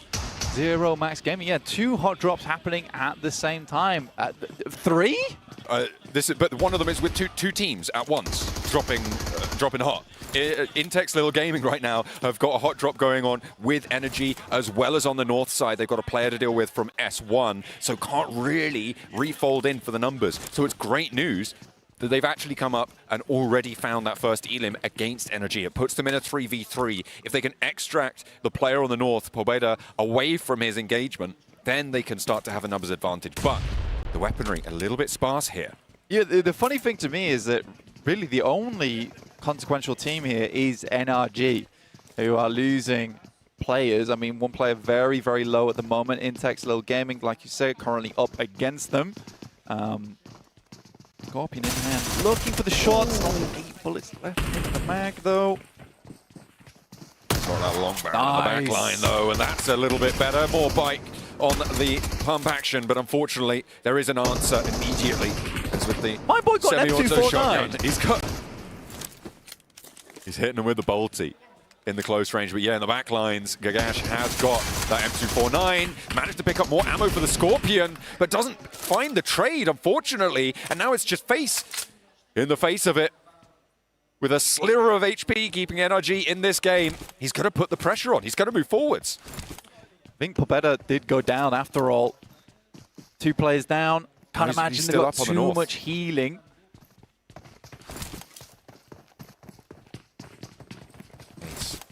Here's these footsteps. 1 res already found. Low med supplies here, which means that even though they get back up, it is a barrel in the fight, sure, but these are going to be easy pickups, especially at mid-range with the DBS, where you're not always able to get those one-shots, but on low-health players, it can be super effective, not requiring quite as much precision. As they step out wide, Gagash breaks for the wall, will find the cross. DBS is perfect for this situation with 2 players, low HP. That's Knight down. Montana, Jordan doing some good work over towards that side, and that will be eliminating Zero Max Gaming. Cool. Spending a lot of ammo. Gagash actually not... Oh, was going for the res there. I thought he wasn't, but up the stairs they go. They're still just got no meds to play with. Face drops down, challenges Gagash on the back lines there, and is able to find one. Gagash, though, turns it around. Face does go down, get flushed. It's all up to Pobeda on the north side for them now. Yeah, I mean, honestly, for NRG, surviving that fight was a really big deal. Considering their 4th place right now, having 3 players still alive, massive boon to them. Getting 3 points. Yeah, getting 3 points as well. It's a good point itself. And it is Crystal Gaming currently up against Nonhead. Crystal Gaming have been taking fights with plenty of teams. They did just flush one out in 0 Max Gaming. Now setting their sights to another squad. And with no players down, great opportunity. Crystal Gaming, you're right. Getting the better end of that bargain. And if previous evidence is anything to go by, Nonhead, not going to be too much of a challenge for them. But you know how things can get a little bit crazy here, especially with the number of teams on their north side and with the circle heading up to the north of the river. Teams are going to be moving through this area, putting a lot of pressure on this. So potential third parties in the next 2 to 3 minutes, sure. So if they don't conclude the fight, by that time, they might have more to contend with. Also, a factor here, Nonhead have that east point off angle. Romy sat all the way out on the east. If Crystal Gaming are unaware of it, that can come back to bite them. With the VSS as well. It's an initially decent nade here for Nonhead over towards Insane, who started things off strong for Crystal Gaming in their previous engagement between them and ZG. Closer taking shots. Interesting movements coming through from Jordan. Knows he has to get out. Good Molotov. Does send him back, and Nonhead will gain some more ground for that. Moving on through. But is it ground that they want? Oh, around the corner. Does manage to get that shoulder peek. A lovely little spray from Closer to be able to find Jordan with a DBS around the corner as well. He was waiting for it, but he just wasn't quite quick enough on the trigger and falls down for his crimes there. Insane still low, still down. And 2 players now stand for Crystal Gaming. And is it Nonhead's time to rise up? Closer does finish off Insane. Now just 2 players alive. You got Nicotine as well as Montana. Close this one out. I mean, with 4 points on the game, you realistically want to keep this one rolling. Especially with the position they're currently in. Missing that is a travesty. And now Nicotine's got a massive task ahead of him, but overwhelming forces up the stairs. Pops the shells back in. Does have a little bit more work to do, though, here. Blank. 2 players still stand, and these reses will come through. There's no meds in the back pocket. Nonhead get the flush over onto Montana. Have to go. He has to go. He has to go now. But is he going into the fight or away from it? Unfortunately, he doesn't have a choice anymore as Triple S catches him on the drop down, and Nonhead win the fight. That's one of the positions where if you're on the stairs, you find 2, you have to press the advantage, right? It's one of the situations where you can't wait around to jump out the window afterwards. You've just got to keep going. And it's a case of either you win the 1v4 or you don't. It started off well, but I think this is something that happens multiple times throughout PUBG Mobile esports, is you just forget to continue. If you're going for a clutch, go for that clutch. Absolutely. I don't think I could agree with you more, Blank. Well said. Fantastic. Absolutely. It's maybe playing into the decision-making. If you have a first aid, you do maybe want to step back, get that heal and re-engage, but he didn't have anything available. Either way.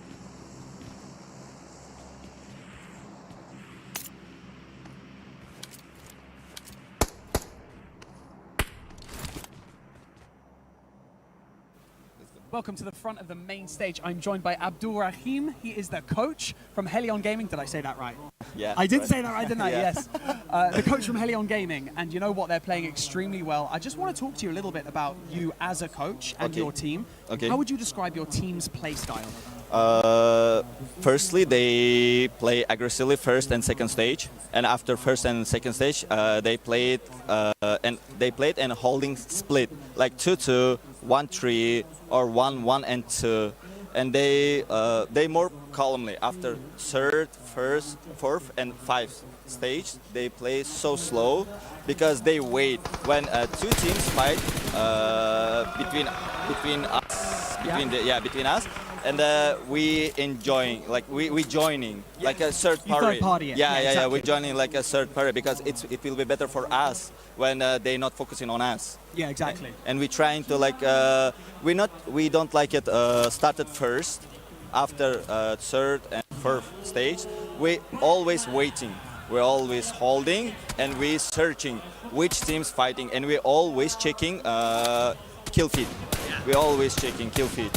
Which team fight and which team. Like, and we counting how many players die, how many players knock it, and we know, not fully, but we know like the 0.5% what teams drop it where. And we know how they rotating, how they playing, and how they holding splits. It's a lot of information, isn't it? It really is, because you've got, the thing is, your region is known for being really aggressive, so it's difficult to like be quite strategic and hold back from the fights when everyone's really aggressive. So what do you do as a coach? Because it's not my first time. Yeah. It's my second time when I'm coaching. It's second time when I'm coaching, because first time when I'm coaching, it's like Everest Gaming. We qualified in PMCL Nepal, and after this, right now I'm coaching these guys. They're all, it's like a new blood for us. It's like the new era for us. And I always trying to explain for them, if you're playing aggressively, it's not work always, because you don't know like where you can die, because it's like every time every teams can join in your fight. And that's why I always showing them like the streams, like how other pro players playing. And if we go into the prelims tomorrow, or if you get into the main event in the weekend, every team from all these different regions play a different style, right? So you have to be ready for that, don't you? Of course, of course, of course. And every team played like they have all their style, and we also have our style. And we try to play in our game. Like, we don't want to play in their game they play. Of course, yeah, you've got to stick with your own style. Of course. Thank you so much for joining me in this interview. Really appreciate it. Thank you, guys. Hellion certainly have stamped their mark on this lobby so far. They are up there with the best of them. At the top of the tables, in fact, over the last few minutes where we've heard from the coach of Hellion, we've seen Upgrade running through teams on this north side. We've seen a lot of scraps going on, and Nunhead getting stuck in even further here. They were able to take down that fight in North George that we saw before, and now they've got another meal up in the form of Aki Cyber. Maybe they are the slayers at the top of the lobby. Yeah, Nunhead looking for more and more here. I mean, to be fair, it's not been going great for them. They've got 4 out of the 5 points that they've been able to accrue during this qualifiers in this game. Coming against Aki Cyber now, though.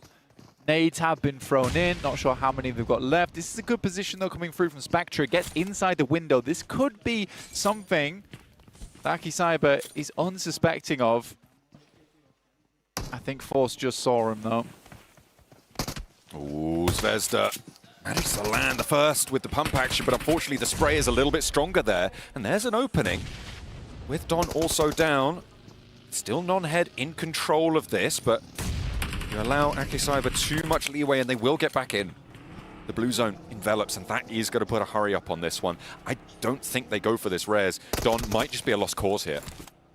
I think Aki Cyber's a lost cause right now. This is a very difficult scenario to extricate yourself from.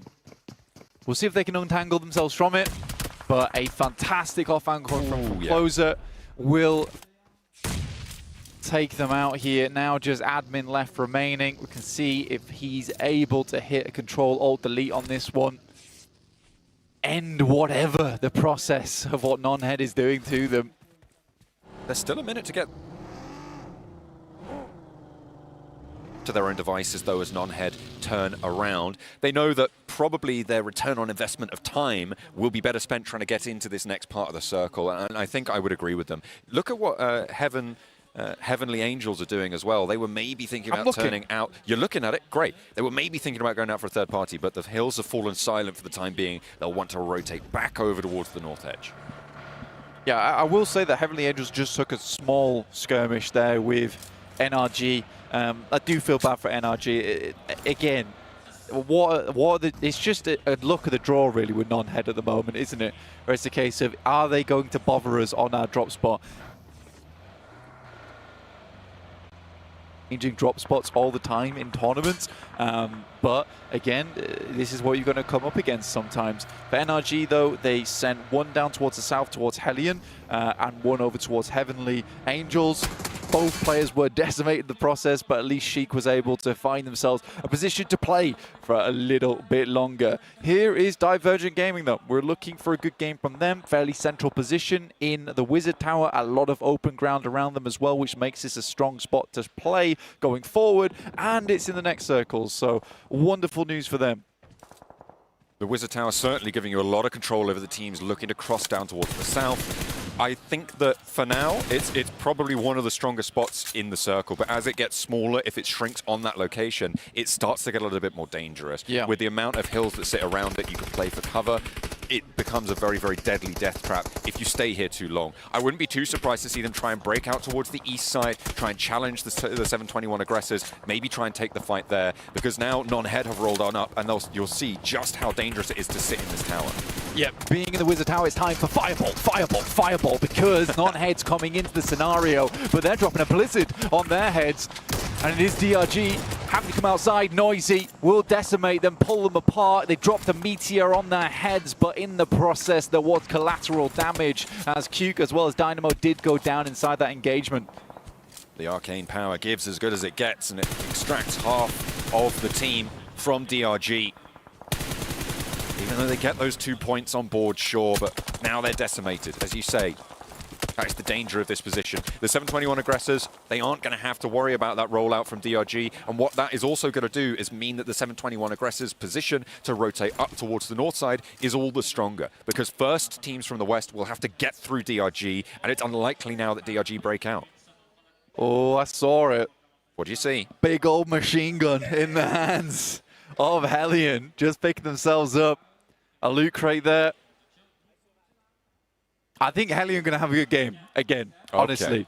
5 elims so far. This is a great sweeping position. We know they play well from those spots as well, so we'll see how that happens. Rook has not really had that much of an impact throughout this entirety of the qualifiers, and with them being currently in 16th place, I'm not expecting them to put too much of a fight up against Hellion Esports, who currently are absolutely without the L.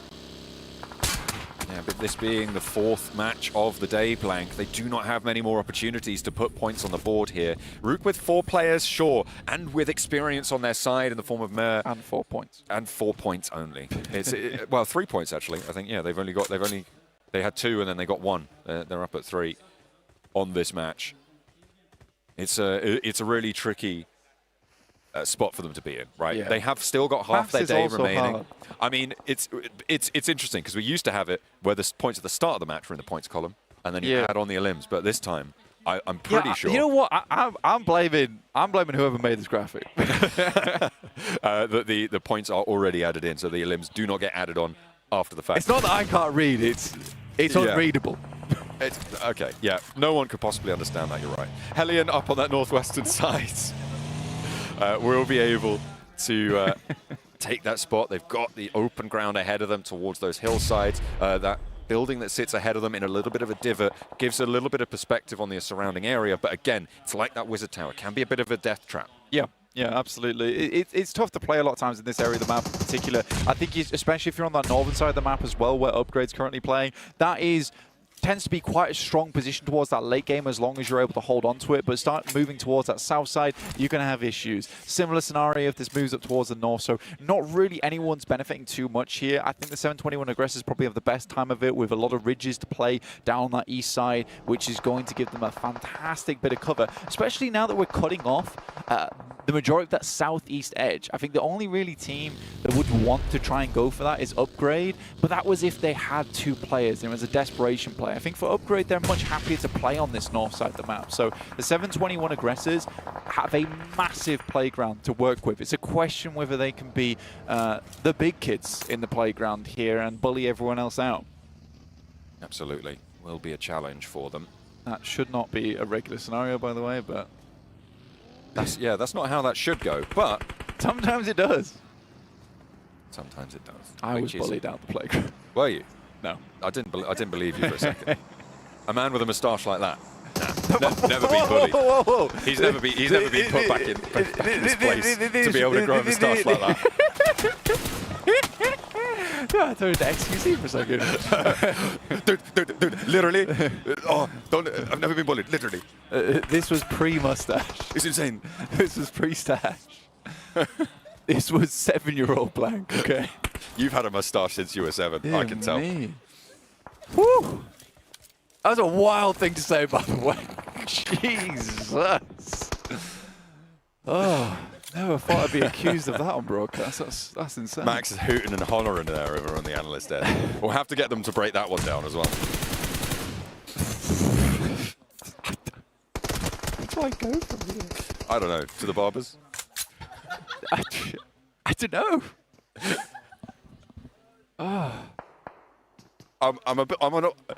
See, look, if this was a playground, I would be the big kid in this scenario.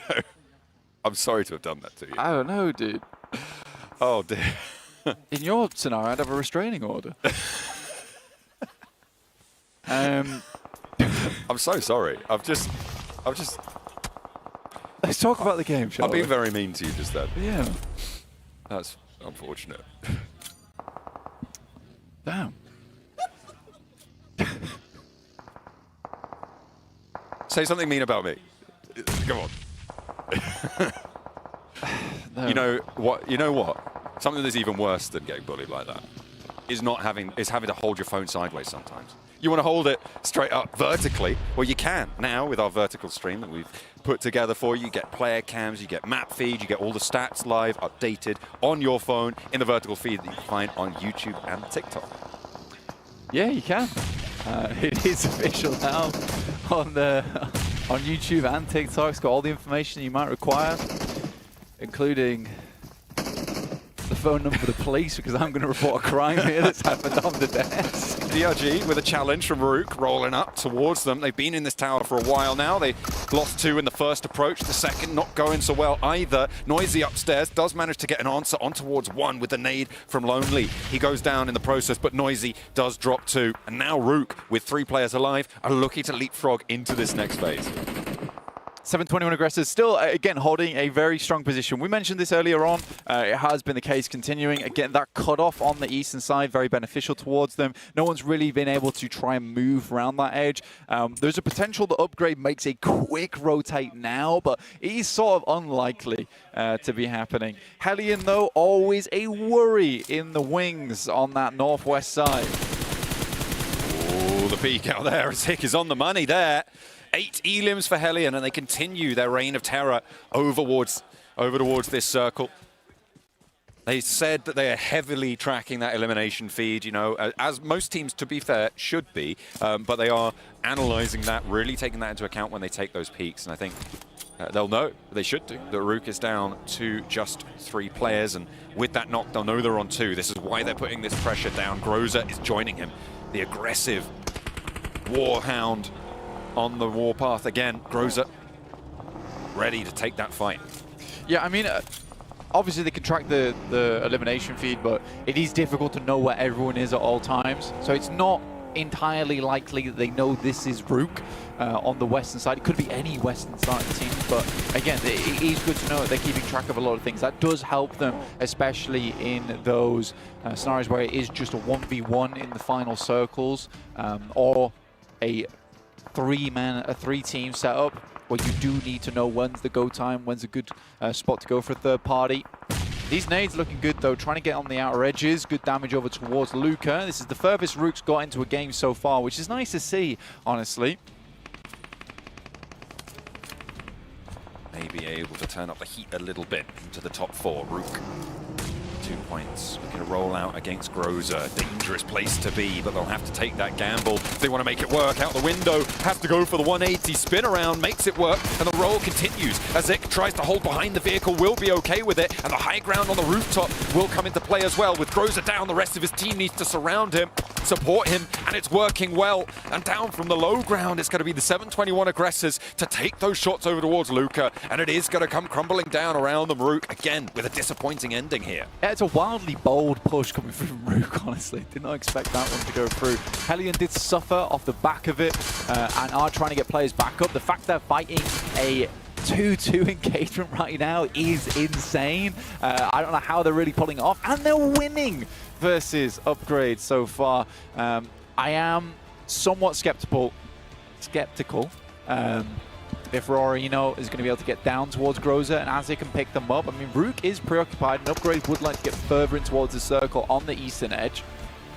Nade over the top towards Luca. They should know his position. They've been putting pressure on it for a while. Aggressor able to finally clean up the pieces there. Third place guaranteed. Hellions with 3 players alive. I think they're looking to get that res on board as well, get themselves back up to 3 as it crawling back as fast as he can. No, it is just the 2 of them actually, Blank. They don't have much more than that. Upgrade with so much more control over this one, but nothing will top the presence from the 721 aggressors.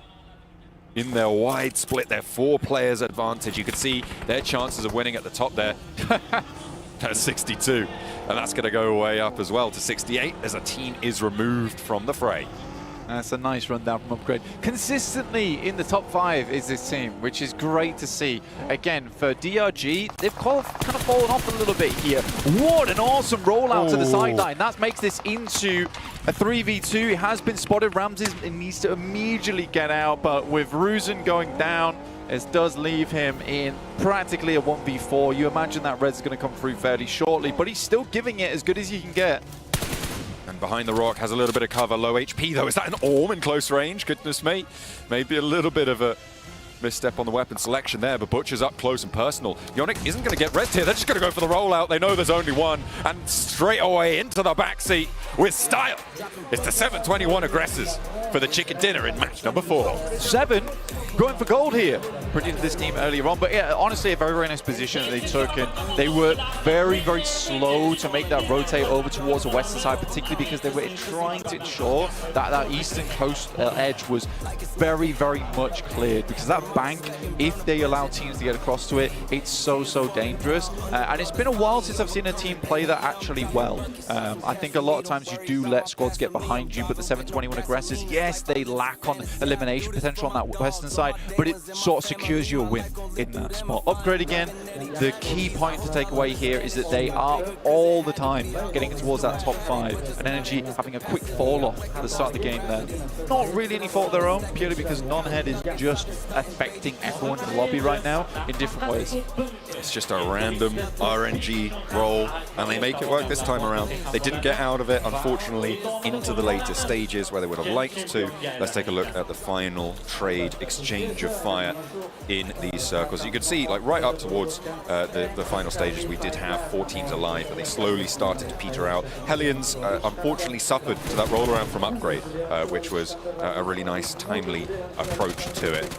It looked maybe like Ramses could do something, but he was just trying to stunt on it. An aggressor rolls over the top, swaps the backseat, the buggy with a shotgun, and exacts the drive-by execution that 721 aggressors were looking for. Again, though, you can't be too displeased with Hellion Gaming taking very much of an IHC role inside of this lobby right now, kind of getting by on eliminations alone. Let's head back over to the desk where 7 can gloat about his prediction.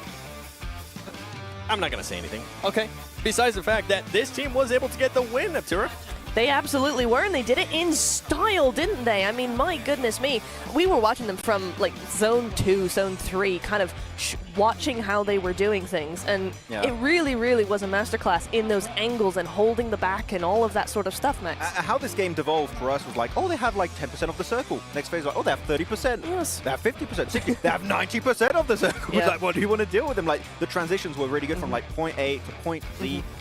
The entire alphabet we're going through, and they just played it so well. I feel like that team was listening to what we were saying earlier in regards to some of those teams that maybe need to change their playing style. We were talking about it too. They can get those eliminations. Guess what? You're getting those placement points too. Yeah, they absolutely can, and it's all down to those splits. They had a 1-1-1 split.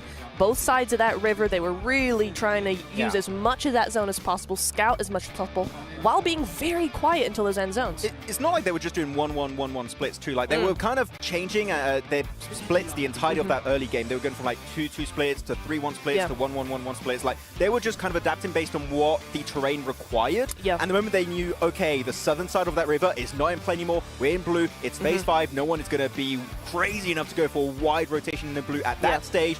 Now we can play the ridge. We got so much control. We cannot lose this game possibly. So Sure, they were passive, but there was no immediate threat to their location. So playing passive to get sure you get 100% of that win coming your way. Yeah. Fair game. That is how you play the game in that kind of situation. And that's the thing, right? We got to see a little bit of a difference because we have seen such a dominant star, especially the back-to-back at the start, and then Helium being able to just get so many eliminations. By the way, Helium, once again, Max, being able to back it up with the top 3 situation, and on top of that, Illims. And you know why? Why? Because he got the MG3, baby! Let's go! The best weapon in the game! Well, DPS is pretty good, but MG3... This guy. No, realistically, they kind of play the more aggressive playstyle of T71 aggressors, which is, we're also going to be playing Edge and clean our back, but we are actually just going to fight every team on the West, and that ends up resulting in them getting so many eliminations. Though, because of that net, they take a bit of damage, they lose some players, and then getting the win when you fight so much is just so hard to achieve. Yeah, it is indeed, but it's one of those things where you kind of have to decide what you want to go for, right? Because if you are a team that's very confident in your gunplay and your gun skill and how you work in a fight, then yeah, you're going to want to get those consistent points, because if you have that kind of confidence, you can get consistent elims every single game. So if you want to go heavy on that, get 5, 6, 10 eliminations, no placement points, that's still a great game. Yeah, I do love one of these most recent updates though, because the car actually maintains momentum even when you do swap seats in the back of the buggy. So normally you'd need 2 players to drive by and actually get the spray down, but here you can just, okay, I got enough momentum, I'm just going to go onto the back seat, whatever gun I have, I'm just going to go for the spray down, and that results then in the win of T71 aggressive. And something that we got to note too here, especially when we look at the match ranking, is a lot of the mid-table teams were eliminated early on, so that big gap that we're going to end up seeing when we go to overall might be a little bit closer. Yeah, absolutely. I mean, NRG going out very early in particular, right? So we are seeing that little bit of a discrepancy, that little bit of a gap coming on through.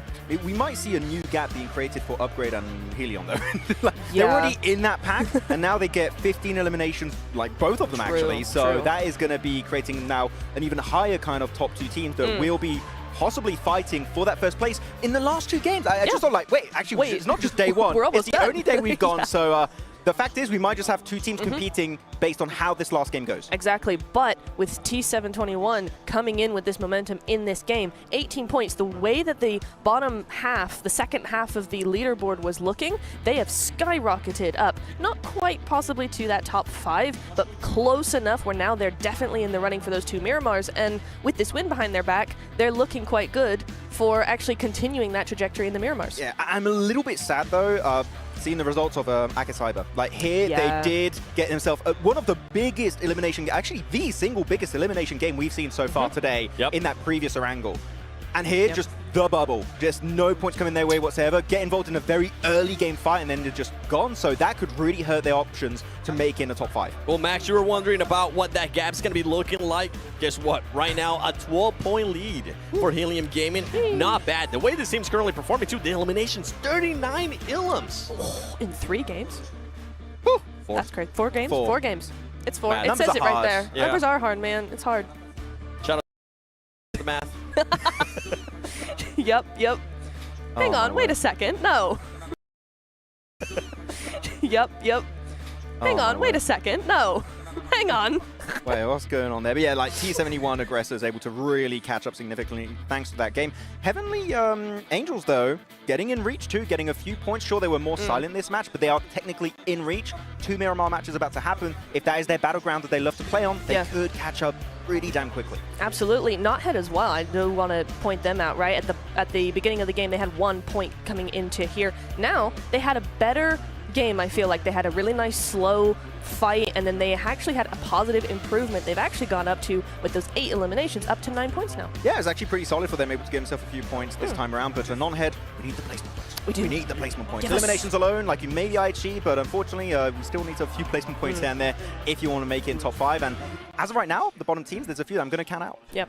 So something I'm not going to be counting out is BYD is the #1 NEV producer in the world. As part of the PUBG Mobile Global event, BYD is proud to be the event sponsor. Learn more about BYD models and flexible financing options at the BYD booth or visit bydauto.com. By the way, something that I was actually able to see there during that overall is just through 11 and all the way to 16, only 9 points. Yeah. Those teams need to switch it up. And I tell you what that actually tells you about the lobby that we're seeing, right, is that there's like top 4 teams are getting all these eliminations and the rest are just doing what they can. So it's really like, that's why it's so close. Yeah, something has to change though. We're gonna be going into Miramar. If maybe Erangel was in their par, guess what? We'll end up finding out. We do have 2 more Miramars coming in, so make sure you're ready for that after this break.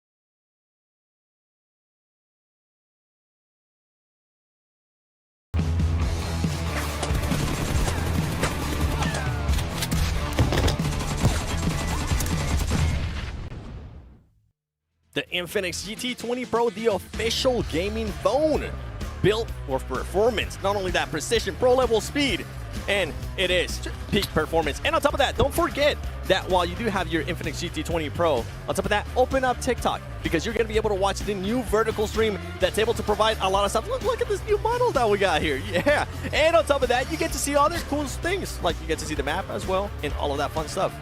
I've actually enjoyed that vertical stream a lot. It's pretty cool. I just want to say, you look like one of those people trying to display a product at 2 a.m. on one of those weird ads. You're just like, ooh.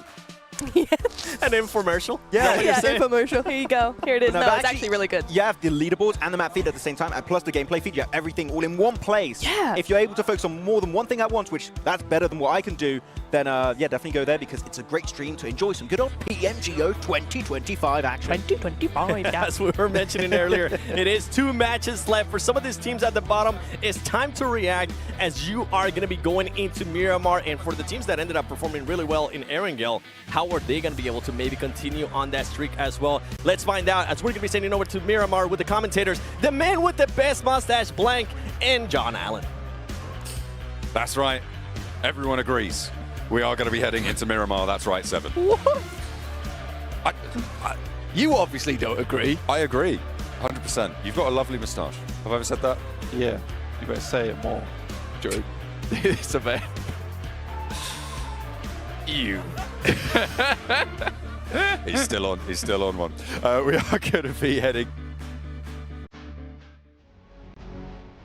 6. Of course, it is a very short form tournament for these finals. Only those 6 matches, which means that small pop-offs are massive in the grand scheme of those qualification spots. Yeah, we have only 2 more matches remaining. So again, to make you guys at home aware, this is the qualifiers. The next 2 days will be prelims, and after that will be finals. If you get into the top 5 of first place, you'll make it through to the prelims. So 4 teams will be going through, and our first place team will get a direct spot through to the finals, which will be a massive boon for any team who's able to achieve that. So fingers crossed for your favorite team or the team that you are supporting. Give them some love in chat. But yeah, overall, we're very, very excited to get into this one, because finals and who will be joining us in those prelims. And we're going over to Miramar as well. Now, we've seen Sandhawk, a lot of chaos, a lot of back and forth. Obviously, we're having a Northwest Island finish. That generally develops quite a lot of difficulty in a lot of players' rotations. On Erangel, obviously, it's going to be a lot more familiar. We're going to be heading into Miramar now, where it's a lot of open ground, a lot of vehicle movements to be able to try and make this one work. So those longer range engagements, we're going to see a little bit more frequently, you'd imagine, unless something crazy happens, like non-head drops on everybody in the lobby. Well, as far as we know, wherever non-head drops this time, that could be their chosen drop spot. That is true. We don't know yet if it's against the norm. That's fair. If they hot drop, then we could maybe assume that it could be 50-50. Yeah, so. Or maybe it's the other team hot dropping non-head. That's what I'm saying, 50-50. In vengeance. Yeah. You know? Oh, yeah. So it could be Crystal Gaming. 33, 33, 33. 3-3 reoccurring. That's true. It could just be an unprovoked re-hot drop. It could be a revenge hot drop, or it could be a non-head hot drop. All of those are possible, but none of them have happened yet. We have to wait for our plane path to head on over. We're going from the east side, from Impala, up towards La Copraria, the easiest place in Miramar to say. So a little bit more difficult, a little bit more longer range to get to Bahia de Mar on the southwest corner. Yeah, definitely out of the way here. But grabbing vehicles and the long roads is generally something that's overlooked here on Miramar. Being able to rotate alongside those at max speed is very, very useful. The team should be able to get down towards wherever they'd like to play going forward. In the meantime, we do have our teams heading over through on this map. Non-head heading up over towards El Azahar, and I have a sneaking suspicion that S1's also wanting to go there, so we'll see how this pans out. They could head up towards Tierra Bronco, Campo Militar, but like I said, we'll see. The teams that we have been looking at, though, the 721 Aggressors, great macro on that last game, but also Upgrade and DRG and Hellion. I think those are the 4 teams that I'm very excited to see play here going forward. We do have Rook landing on top of Defo Dark right now. That's over towards Impala, with Defodark over towards Eastern Edge, and Rook sitting on the west. Yeah, that southeast side, pretty hotly contested. There's also a hot drop over on the north edge. It is going to all start to pop off here in Impala, though. First things first, Rook losing Luca. Although, fortunately for them, that is deep in their lines, which means they can go for this res fast. Unfortunately, the med supplies, again, not going to be super available this early into the game, this early into the drop. You're not going to have picked up those first aids. So, getting that knock can stick, can do a lot of work in your favor. Defo Dark playing with fire right now because there's a DBS waiting in the corner. With a level 1 vest and level 1 helmet, that makes you pretty tanky in these early engagements. Spraying down with the UMP might give the impression that he doesn't have that wolf in the back pocket ready to bite at a moment's notice. Or the direwolf, which was resurrected recently. You know about that? No. So they resurrected direwolf DNA. Oh, okay. I didn't know about that. Real direwolves. Ah, that's pretty cool. So, there's a chance. It's 50-50. We could get Mammoths back. Hell yeah, I'm all for it. Those big guys. They were great in Ice Age. They were. Right now, we do have some Mammoths in this game, though. Hellion stamping their way into this map, though a little bit out of character here in the desert, but I'm sure they'll make do. F5 team getting decimated as Lil X once again find themselves embroiled in combat early. They have lost 2 themselves, though, which is unfortunate. So a 2v2. Health bar's just about in the favor of Lil X, so F5 could get away with this one, but the ground floor completely under control. By the shots just coming from the inside. Obeda doesn't want to step forwards, not too much more ammo left in that Tommy gun. That micro Uzi for face, really the big cannon on this fight. Try and get this one done. But they're just looking for these window shots. They're looking to try and get this one through. No backup weapon and no armor, no helmet for Pobeda makes this all the harder. Are the shots inside the room with us now? It is a question that has to be asked. Lil X, Pobeda, like you said, on the bottom floor. Ooh, Face just took a hell of a amount of damage. He walked in, could step up, but no knock found, which is awkward. And again, with Face being so low. Down low. This is a struggle. And it will be a win out on the fight there for F5 team. It looked like it was going to be quite bad towards the start of it, but I think with Face taking so much damage, you watched the building, it all went topsy-turvy. We got Rook here with Luca on the outside, trying to stay alive in this one. Last player here for Rook. Defo Dark taking a couple of casualties, but overall should be fine. Takes another challenge, dips back across. Shocks allows him to pass here. Low HP on the player on the top rope, and the res comes through again. 4 players to deal with. Has got plenty of ammo. Has the M4 to swap out to. In the back pocket. Tags some more damage, and again, these early engagements, they stick when you go for that damage. A lovely pickup. The drop out wide with the pump action, though, will seal the deal. It keeps getting hairier and hairier, but Defo Dark stay alive. They can loot through Impala now, get those meds on board, get that armor and those supplies in. They're going to need to move pretty quickly, though, because the circle is already closing.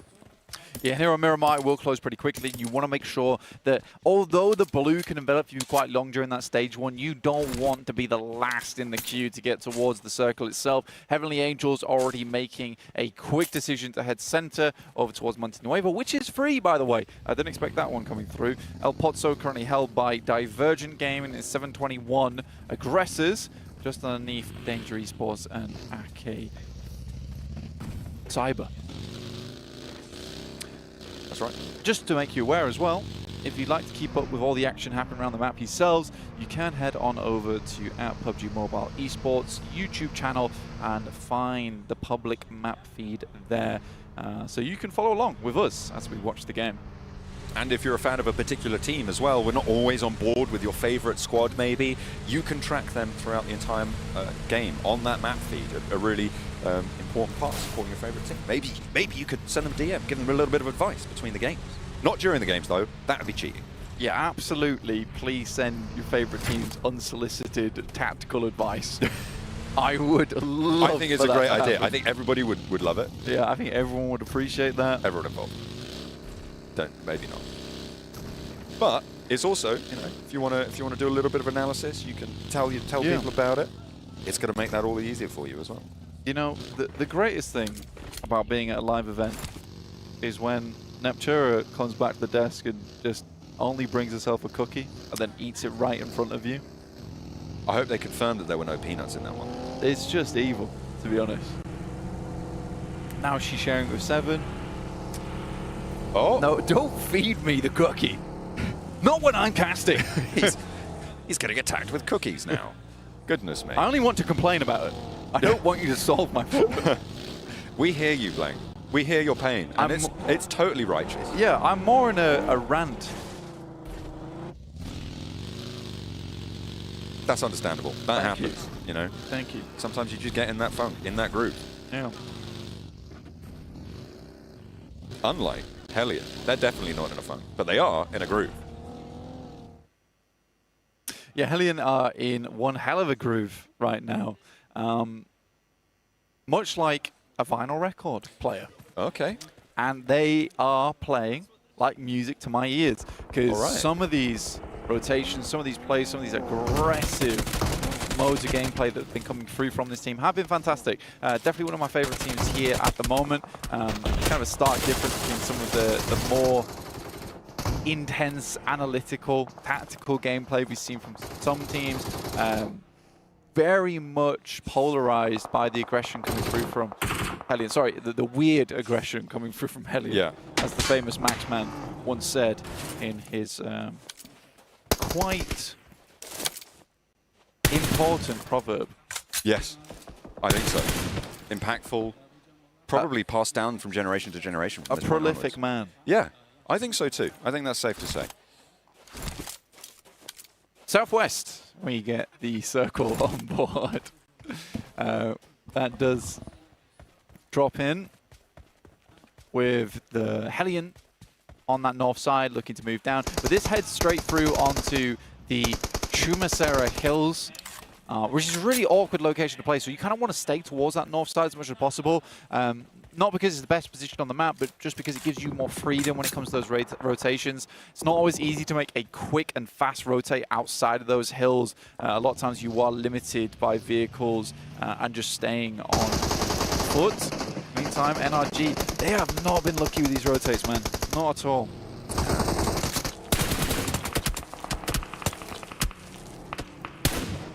Continue their break towards that top 5 position, looking for the players on that bubble right now. NRG, they're winning this engagement, but there is a little bit of a turnaround, and Gagash able to spin out onto 2. Will go down in the end, and Insane is able to clip his wings there, but Montana now in the off angle, looking to maybe get a little bit of retribution, moving into position over this ridgeline. Insane gets the heal off, and he's more worried about the player out in the distance than the player close by. You have to be worried. Insane with that regroup linchpin now. Can they get these reses for Crystal?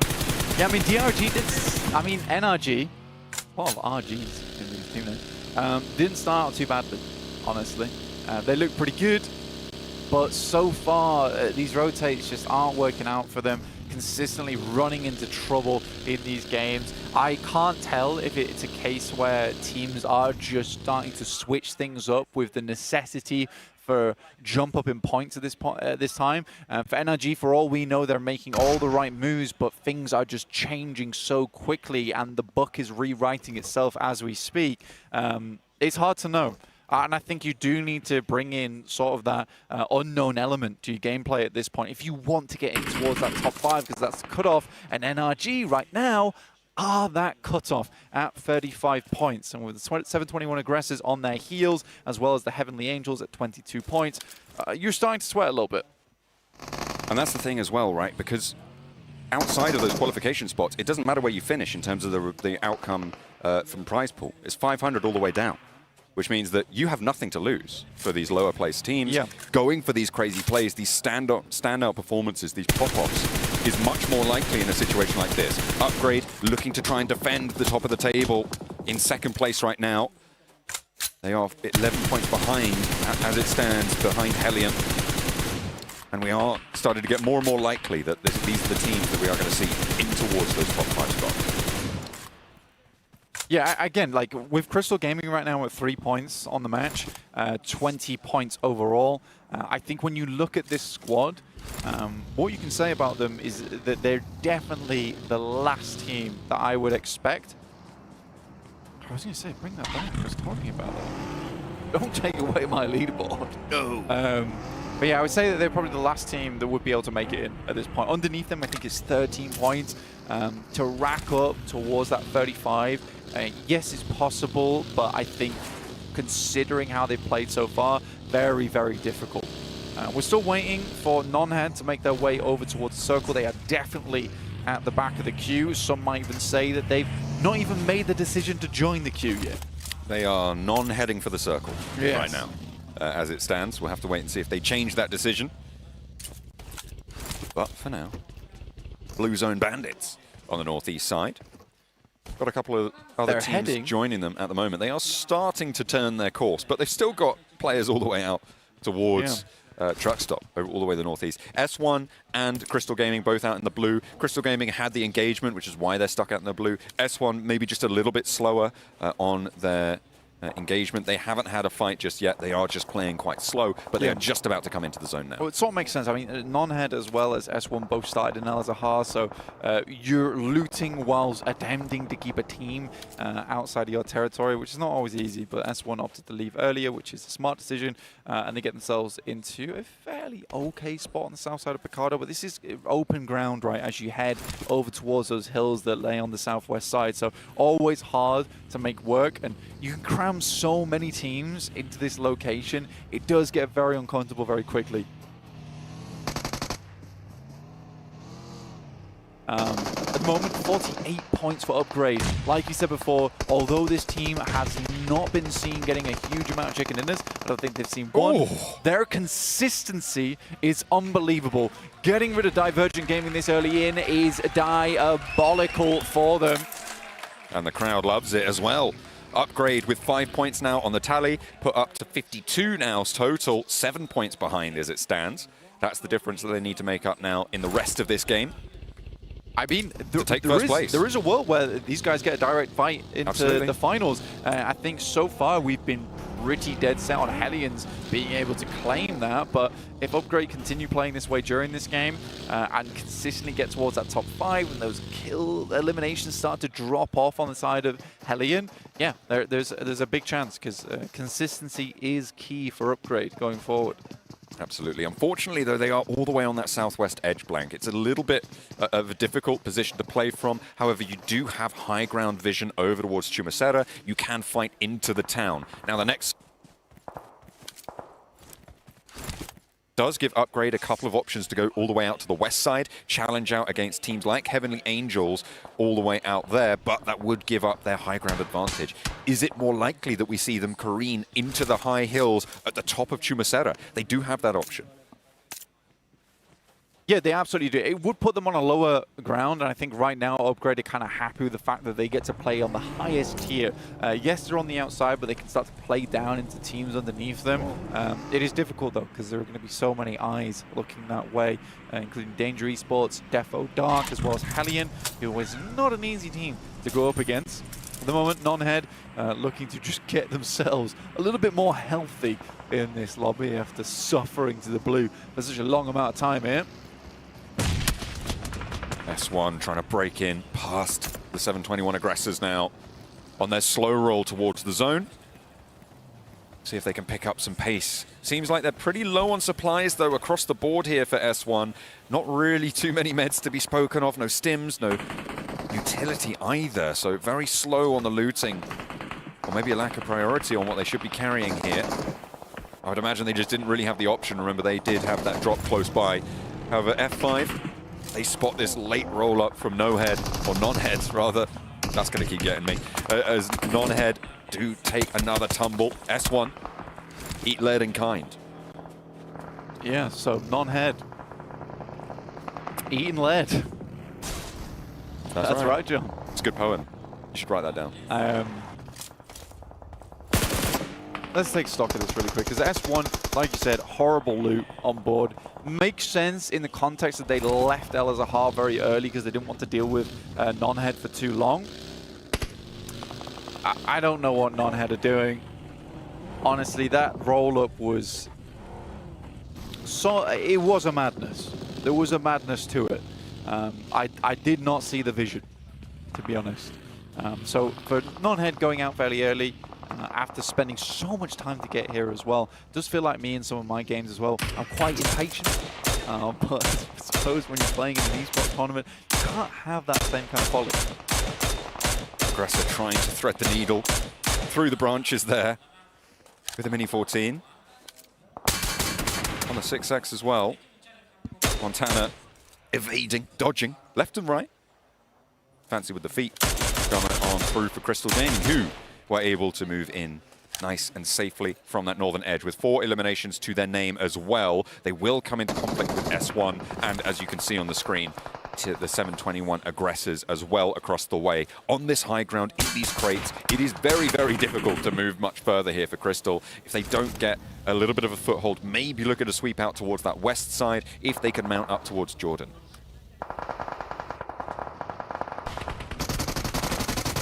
That area of the map, especially where you're forced to play up against that. I wouldn't call it a mountain, but it's a very high hilltop coming through there towards Chumasera. It does make it very difficult for players down on that south side. I didn't quite catch that. What happened? Just a replay but of someone in the crowd. I loved it. That's an unreal replay, to be fair. Yeah, it was then followed up with something pretty banging. Montana looking to try and breach forwards here for Crystal Gaming. Batman takes a nade through the window. Nikitin able to land that one. UH Matty will go down next, and it looks like Crystal Gaming going to make short work of this one. S1, nowhere to be seen. Yeah, more like Possum Man. He's playing dead quite a lot, honestly, inside this lobby. Right. Not too sure about it. But Upgrade, they're looking to make their way through Danger Esports. Now, this is a critical moment in the game for Upgrade, and that is a critical nade through the window. Not a single player lost just yet for Upgrades. They make the pounce upon Danger Esports. Evil trying to slow things down, puts the Molotov towards the door frame. Upgrade still go forwards, and Ramses has gone down in the meantime. Molody moving in. Rusens as the spearhead was told last to stand now in their way. Molody around the door frame. One casualty has been felt, and Upgrade with more to say. 8 elims. Can they get the res before they're challenged again? An unreal visit upon Danger Esports there coming through from Upgrade, and that will see them upgraded to first place when our leaderboard catches up there. Really, really damn good stuff. 55 points. And they are doggedly in pursuit. They really want that direct invite. The 721 aggressors, though, they are starting to peter out here as Crystal Gaming are mounting their offensive towards this position.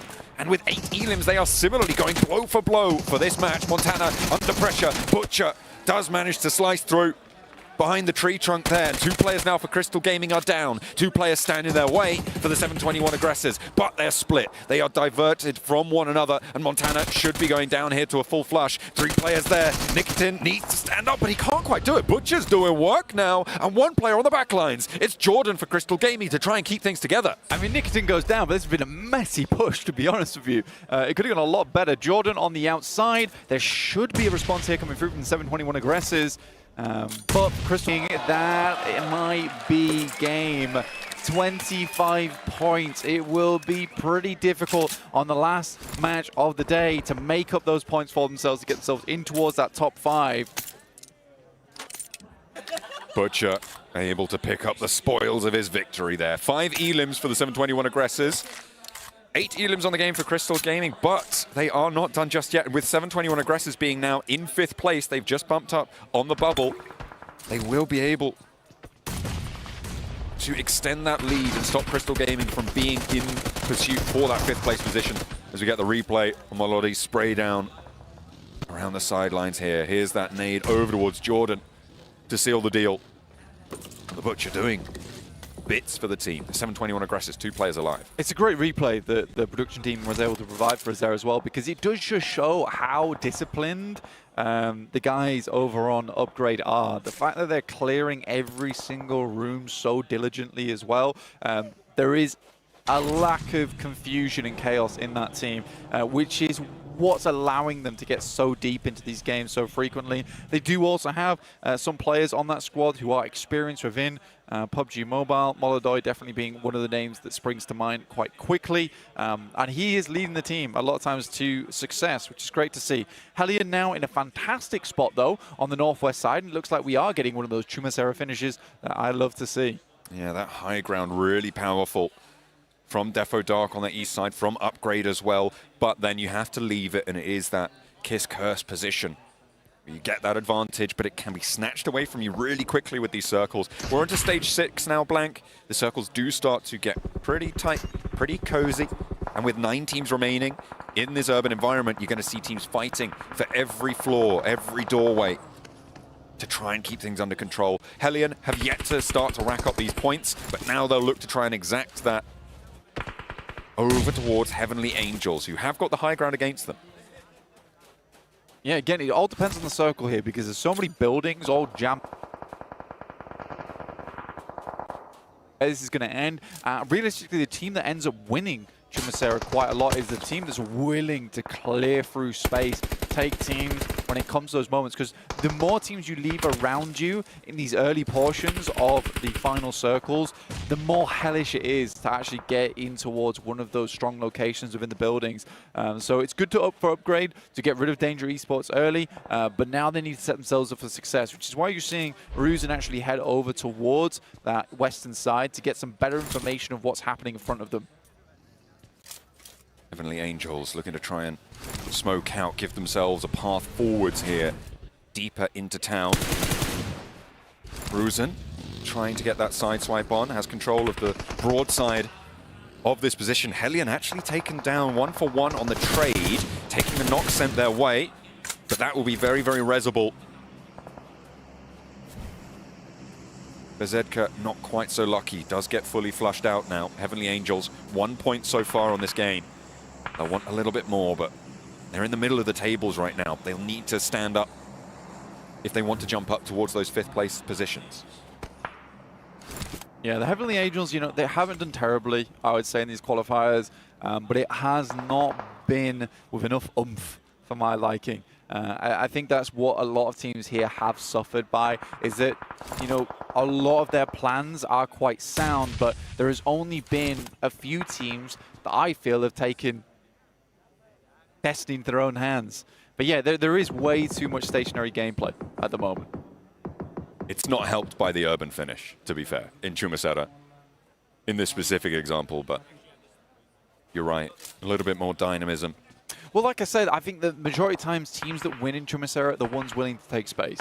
And right now, it's very obvious from looking at a lot of these squads that no one wants to do anything drastic. They're always waiting for the next circle. And I think that when you look at, again, the upper echelons of PUBG Mobile esports, there is the winning teams that do not wait for the circle to come to them because they need to clear that space early to ensure they can get a win. For instance, 721 Aggressors here, I know they have to play this high ground. They don't have much choice, but you need to start figuring out how you're going to make that rotate over towards that northern side when the time comes. Looking at Akisaiba in the center as well. If they can hold this central area, the 2 buildings that they've got under their control could be really powerful. Up comes the roll-on for Zero Max Gaming, trying to move on in, but their health bars not looking so hot. And 5 will try and fend off against them. Fallow launches one forwards, gets the knock for it as well. And now just 1 player stands, and Akisaiba want a slice of this as well. A little bit too bold there for Zvezda, though. He gets cut through. That is a side swipe, a third party from the north side from Energy across the road.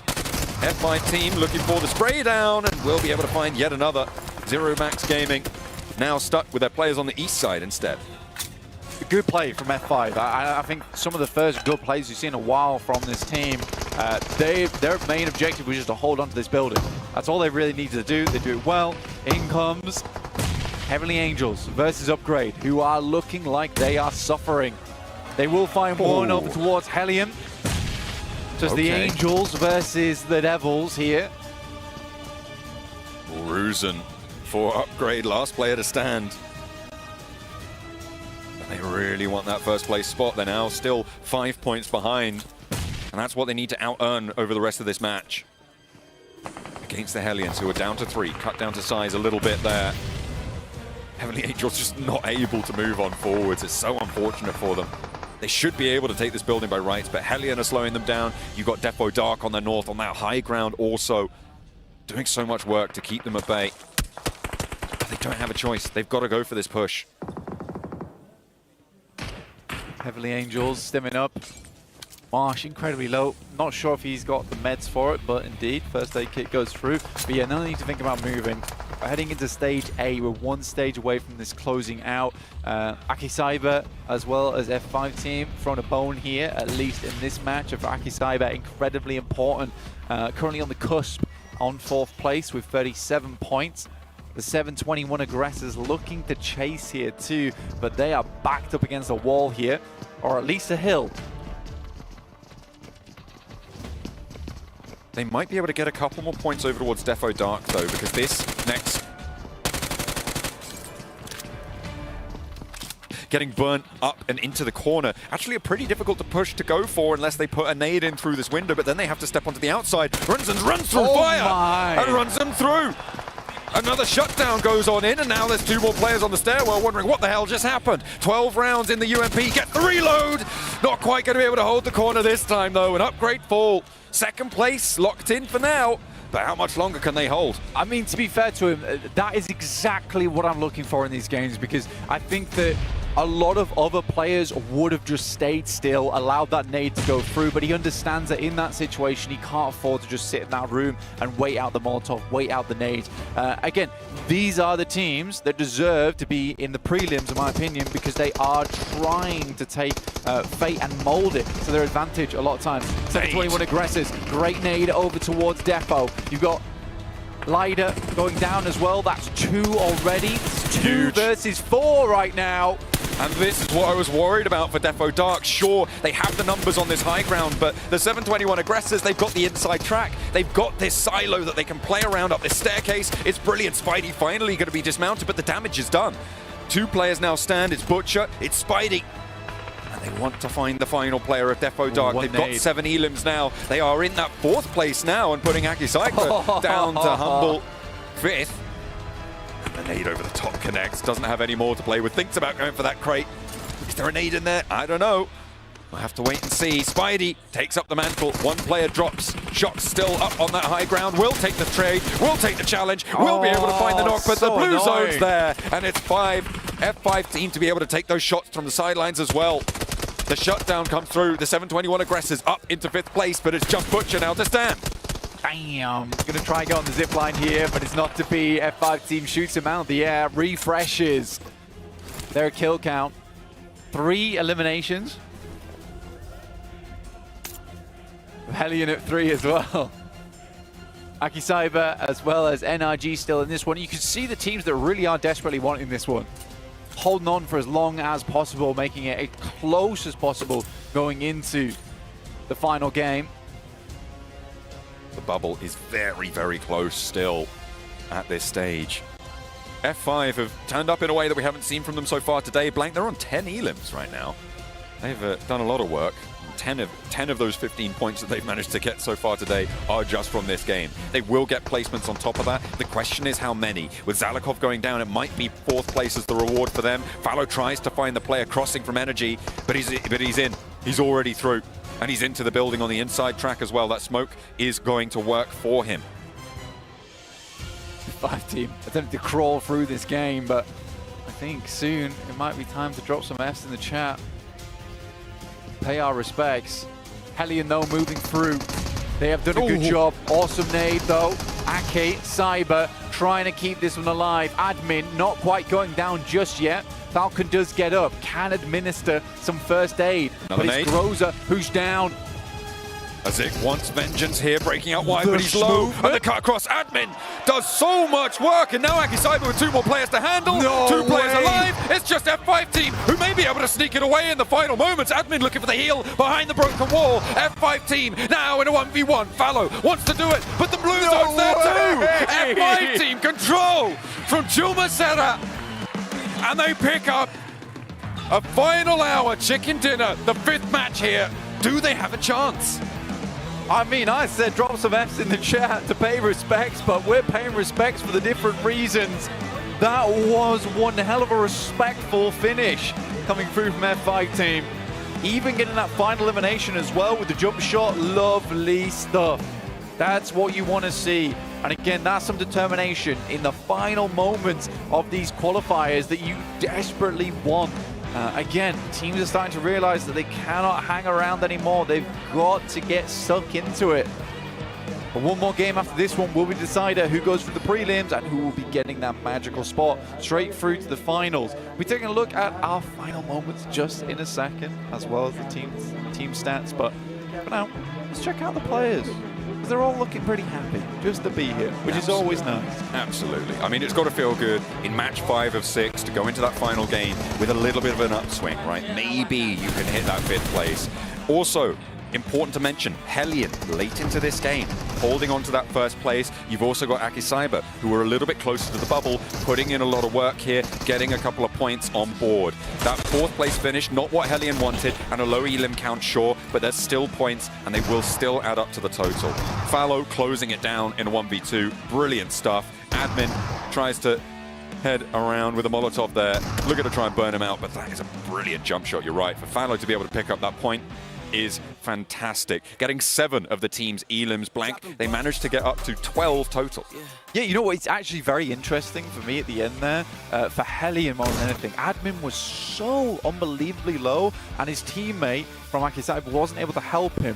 So it surprised me that both the players from Hellion didn't opt to take that fight against him, and instead tried to get round the side. I think if they'd actually hit some of those shots, it might have been a very different story there for Hellion, having at least 2 players going up against F5 team and NRG. Which, by the way, for NRG, they also got pretty deep into that match. Absolutely. Well, we've got a little bit of an interview lined up with F5 team. Let's head back to the stage. We do indeed have an interview here. Hey, Frag. Frag, how you doing, man? I've got Frag from Fantastic 5 here joining me. What an amazing end of that match. I just want to ask, what were the comms like? What was communication like at the very end? Because you had one player against a sea of teams. Hozir bizada Frank qaysi jamoa edi? F5. Qanaqa bo'ldi sizga hissiyot? Masalan, bir o'zingiz to'g'rimi? И несколько komanda nima deyishdi anaqa qolgan o'yinchilar как бы tez bo'l yoki nima? Qanaqa kommentariyani? Unaqa kommentariy bo'lmadi, o'zimga qo'yib berishdi. Что komanda tushunadi. Birinchi raund. Juda hayajon bo'ldi, amalladi. He was of course nervous, but his teammates let him do it independently, so they believed him. Gotcha. Okay.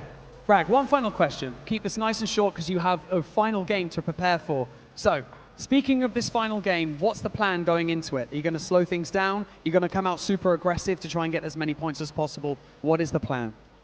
Rejangiz qanday? Masalan, oxirgi matbuot to'g'rimi? Kartagoda juda ham agressiv o'ynash boshlaysizlarmi yoki sekin, anaqa to'xtab, average bo'lib o'ynaysizlarmi yoki nechtadir ko'proq kill yig'ishga harakat qilib o'ynaysizlarmi? Endi уже unchalik ko'p kill qilishga ilojisi yo'q, уже default o'ynaymiz, как hozir o'ynagandek. They will be just playing as they did now. Just keep it the same throughout. I like it. Frag, thank you so much for joining us in this interview. But now we've got one more match to prepare for, so let's go back over to the analysts.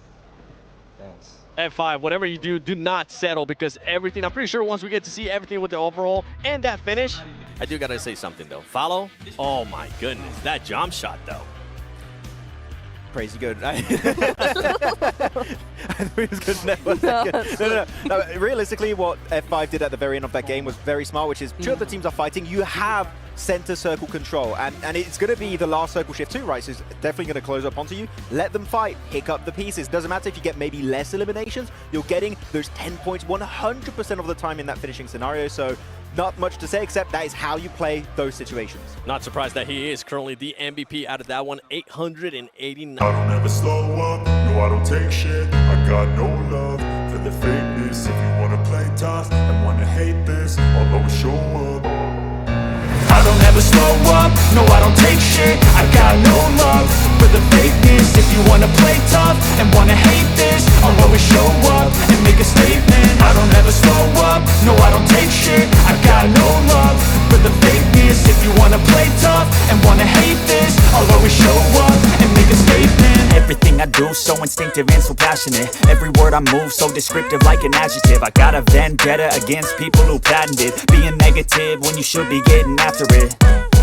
I got facts over tracks, this and that. Spitting slow, spitting fast. I could roast, I could gas. Think I'm okay at last, but I don't know if that can erase all the past. And the pettiness, a reflection of the emptiness. Hilarious, you think you're worth my time, you're delirious. Mysterious, because you hide behind a fake exterior. Inferior, you know I'll always be a bit superior. Get off of me, this ain't no humble brag. I want you to hear words, you can say them back. I want you to feel free from the chains at last, and to believe in what you got, it was built to last, yeah. Now that I've been put through hell, I never got anyone's help. I had to do it all myself. I don't ever slow up, no I don't take shit. I got no love for the fakeness. If you wanna play tough and wanna hate this, I'll always show up and make a statement. I don't ever slow up, no I don't take shit. I got no love for the fakeness. If you wanna play tough and wanna hate this, I'll always show up and make a statement. Gonna learn the consequence of being incompetent. Mental health is confidence, dreams and some honestness. I'm not here to save the day, that's for you to take away. I could play a million mind games, but instead I say something not illogical, something that is topical. Rub it on and watch it go, make yourself unstoppable. Dreams are irresponsible, but they're always possible. If you just believe, you could be so remarkable. Thoughts in my head, a collage and they spread. I'll be great one day, going off of my meds. No, I'm not giving up, no, I'm not giving in. I will make it to the top, taking off in the wind. I gotta make it, I'm saving every day to taste it. I'm patient, but my mind, it can hardly take it. I'm chasing a dream that I've had for several ages. A vacant, modern kingdom for the taking. Now that I've been put through hell, I never got anyone's help. I had to do it all myself.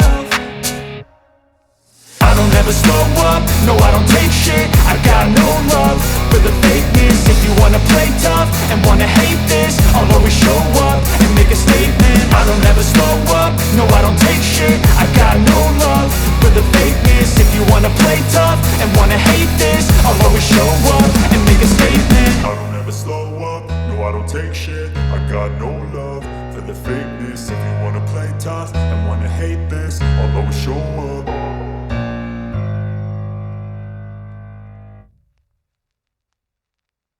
Put the MG3 on the front line. Yeah. Like, he's the one who's going to do the ratatata, you know, all of that. That's his job. And he's put on the back line like he's playing with the Mini 14. So I was like, that's not quite how you use an MG3. You need to shoot it for it to be effective. Yeah. Well, this team's towards the bottom there, Rook. All of those teams, I want to look at the overall because final match, I want to see who's currently in that top 5, who's close, and who might not even get a chance to make it in the 7-1. Honestly, that team, the way they've been able to turn it around, the aggression has been there, but look how close it is. It's currently tied 5th place and 6th place, Max. This was a massive chicken dinner we just got from F5. Like, they don't get that. They're pretty much out of the race entirely for a spot in the top 5. And now they actually, they need another big game, though, because there's still a pretty significant gap between Energy in 6th place and 7th place for F5. So they still need to back it up with another good result. But as of right now, we're looking at, like, pretty much, I would say, 4 of our teams are pretty much locked in. It's going to be a fight for like that 5th position, it seems like, for this final game. Yeah, I do want to point out though that DRG are in a little bit of danger now. They're riding on the coattails of that back-to-back win in the first 2 games of the day. They thought that was going to be enough to have them sail through a little bit, and it just isn't, because these other teams are now starting to really wake up and understand what's at stake here. And I think for them, it's making them suffer just a little bit. Something to keep an eye on too that we saw earlier on is with Helion upgrade, right? Those teams being able to get a lot of points, they need to watch out for that, especially for the teams that are towards the bottom, trying to catch up. Yeah, right now, upgrade, I'd say they're pretty much safe when it comes to top 5 location. The only thing you need to focus on is going right for Helion in first place. So that's going to create a little bit of a fight, a little bit of a battle happening here. Though actually, as we go along the leaderboards, a lot of these teams, as we said, kind of out of the race. They got nothing to lose. Teams become, weirdly enough, very scary when they have nothing to lose. Like, they become a real pain in the side when you have to deal with them. So if you do encounter one of those teams that have nothing to lose, that might become a major issue for your chances of making it in top 5. The spoiler role we always talk about, especially from these teams, right? I mean, look at the last match. You're going to have to send it. If you're a team towards the bottom, Team Natura, really weren't able to do much, try to at least catch, you know, a clip so you can share it, add it to your resume. I mean, for the honestly, yeah, TikTok. absolutely. Yeah, for the TikTok, why not? On your new phone. I think it is time. I want to go to the final match. I want to see who's going to be going to the main event and who's going to be going to the prelims. Let's send it over to the commentators, John Allen and Blank. Absolutely. Thank you very much. We've got one more match to play for these teams in the Uzbek qualifiers for the PMGO. My name is John Allen, and with me is Blank. This has to be the worst high five I've done. Low five.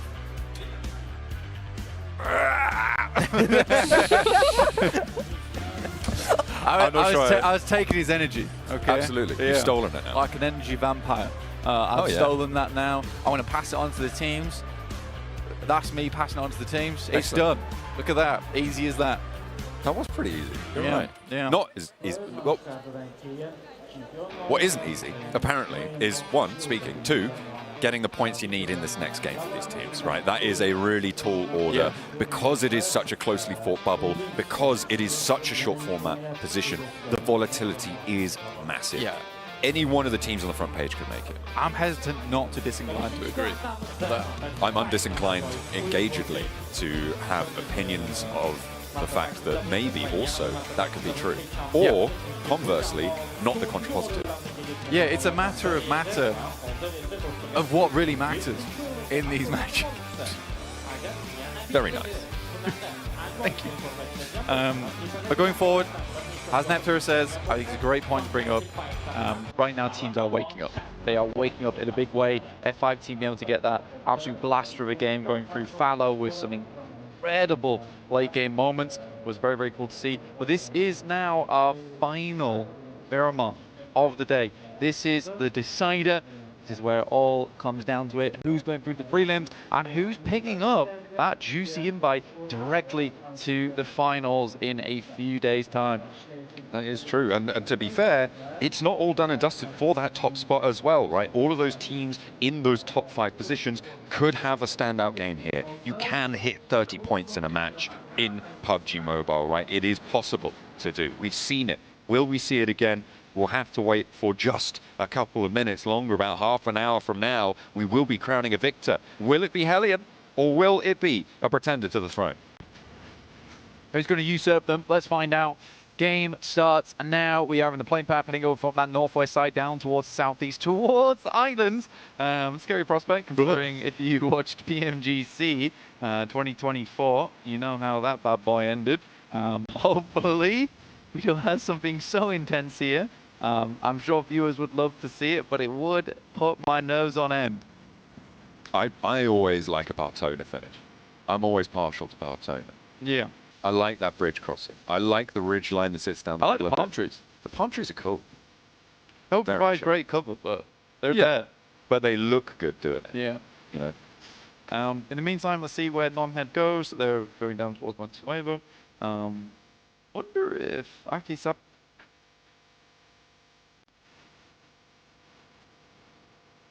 It is.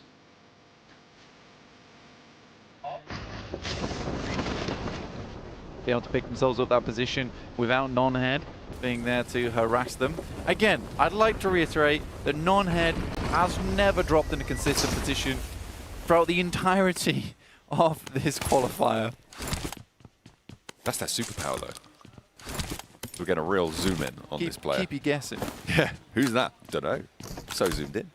We're on board. Definitely non-head do keep you guessing, and you never know when they're going to pitch up on your doorstep.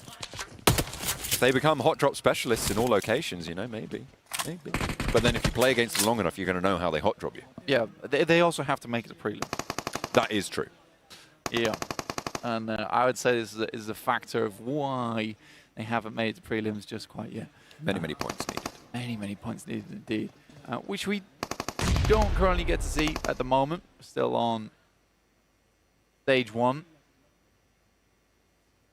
Danger Esports over towards that northeast side with Zero Max Gaming. Hate the old Picardo 1v1s. Always awkward.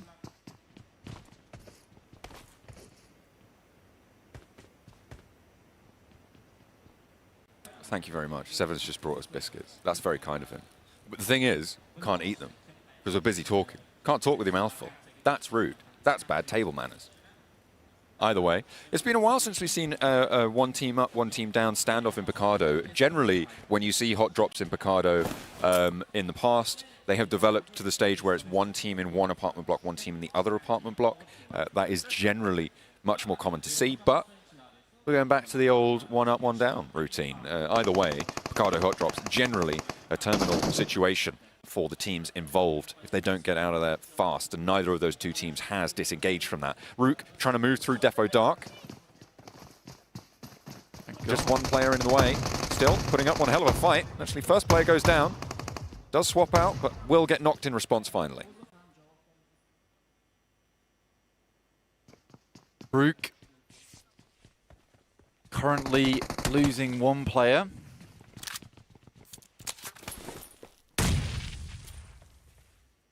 With Defo currently watching them from afar. S1 on that northeast side. Looking to make it in a little bit sooner this time around, you'd hope. Here's Defo, the leader, finding one. That's pretty big news for them. Divergent Gaming suffering, but they do find one. Fortunate Defo Dark trying to keep on the rally, try and move forwards. Damage is done, and they'll try and pounce when it's still going in their favor. A lot more to be poured on down, and that is going to be Defo Dark. Out to the east side, Impala is claimed, but two players from Defo Dark are down. That is the first team confirmed not to be making it any further blank. Rook are out and eliminated. Defo Dark, sure they have a chance, but you're looking at 5th place right now with 41 points. You've got 22 on the board. You need so much more. I don't think they've got the legs to do this. Yeah, it's not happening. For Rook, though, sadly, that will be them leaving our current tournament. Thank you very much for joining us, but unfortunately, this will be the last rung on the ladder for them. In the meantime, Zero Max Gaming going up against Danger Esports. Looks like they're all trying to get themselves out of the way nice and early. I'm not opposed to it. Danger Esports do take a single knock, but as do Zero Max Gaming. In he comes, Suxa with the horse, galloping in, looking to give them the hoof. Boss down on the outside, though. Suxa trying to keep things together. Will pick up one more point for them. Confirm that one as well. Trying to rotate around, trying to find these angles, and they will be able to get the job done. 2 elims found for Suxa, 4 elims for the team. Zero Max Gaming, 2 players alive. Picado, this hot drop does resolve itself, but it is at a cost. Those 2 players, and it's the same story as with Defo Dark. They are just too far behind at this point blank. Yeah, Danger Esports out as well. Lil X once again in the hot drop situation. Coming very quickly into contest with F5, who had a great ending to their last match. And again, this is a team that is desperately looking to get in towards that top 5, currently in 7th place.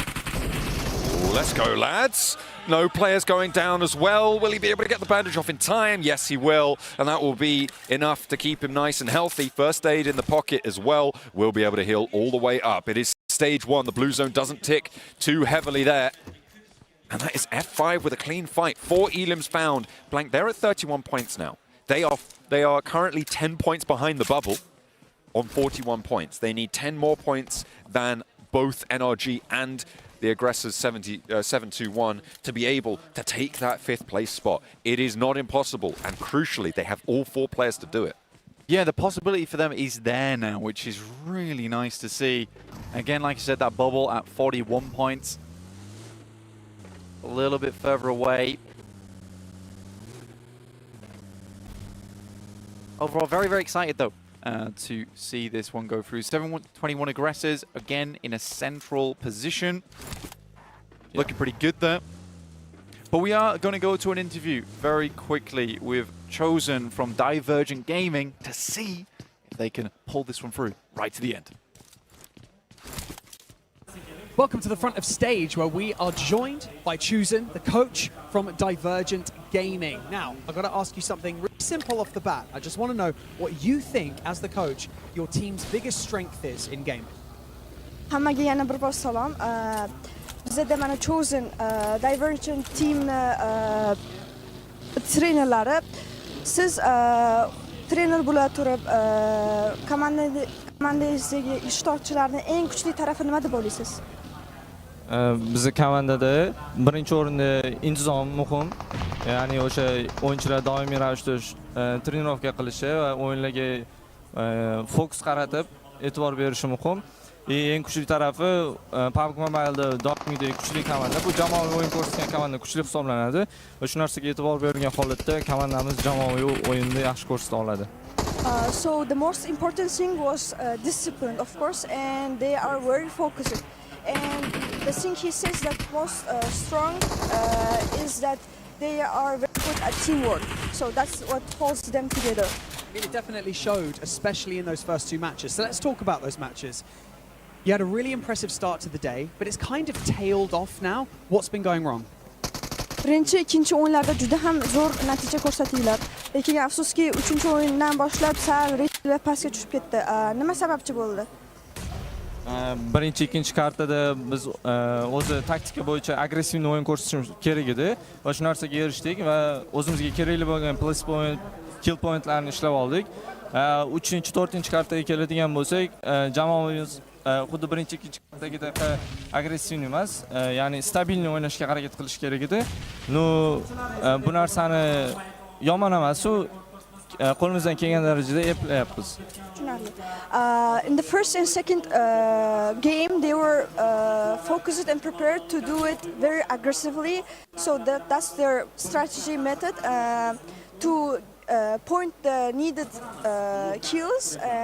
After the second one, the third and fourth, they are mostly playing like average. That's their tactic, and they count this as something very positive. Okay, so it's just kind of tailing off, but it's not too bad. I'm sure that they'll pick it up towards the end of the day. Thank you so much for joining us in this interview, Chosen. Thank you. Stay right there, but for now, we're going to go back into the game. Wise words from Chosen, but there's been plenty of action unfolding as well on your screens. The 721 aggressors been taking a little bit of a scrap there on that south side. Okay, Cyber are 4 players strong though, and close by could potentially prove problematic as Spidey has to turn tail. Sling his web over towards the compound. Yeah, again, for the 721 aggressors, this is an important game for them. Cannot be losing players like this.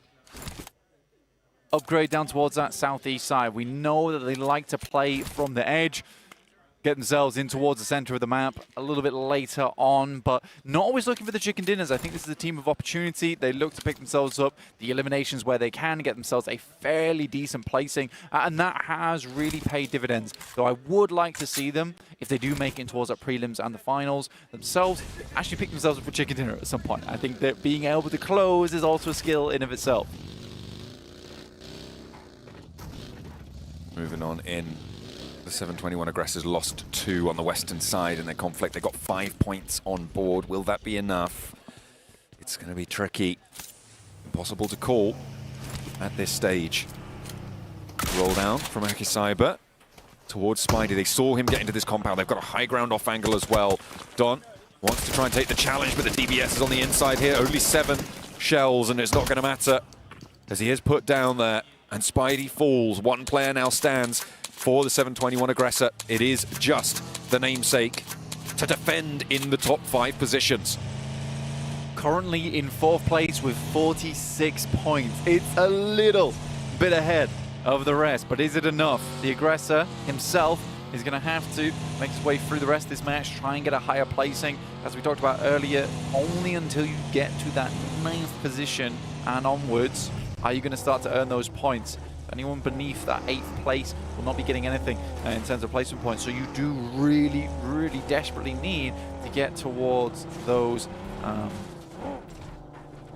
later moments of this match. Right now, though, we are towards San Martin as well as Graveyard. I think a lot of people would call this a graveyard of the valley, to be honest. It's a really difficult to play in, and most teams are crunched on the eastern side of the map. We're taking a look just continually at those scoreboards as well on the right-hand side of the screen as the replays flash up as well. Players picking up these points, and ooh, that was a nice little opener from Boss. Still a bold peak there.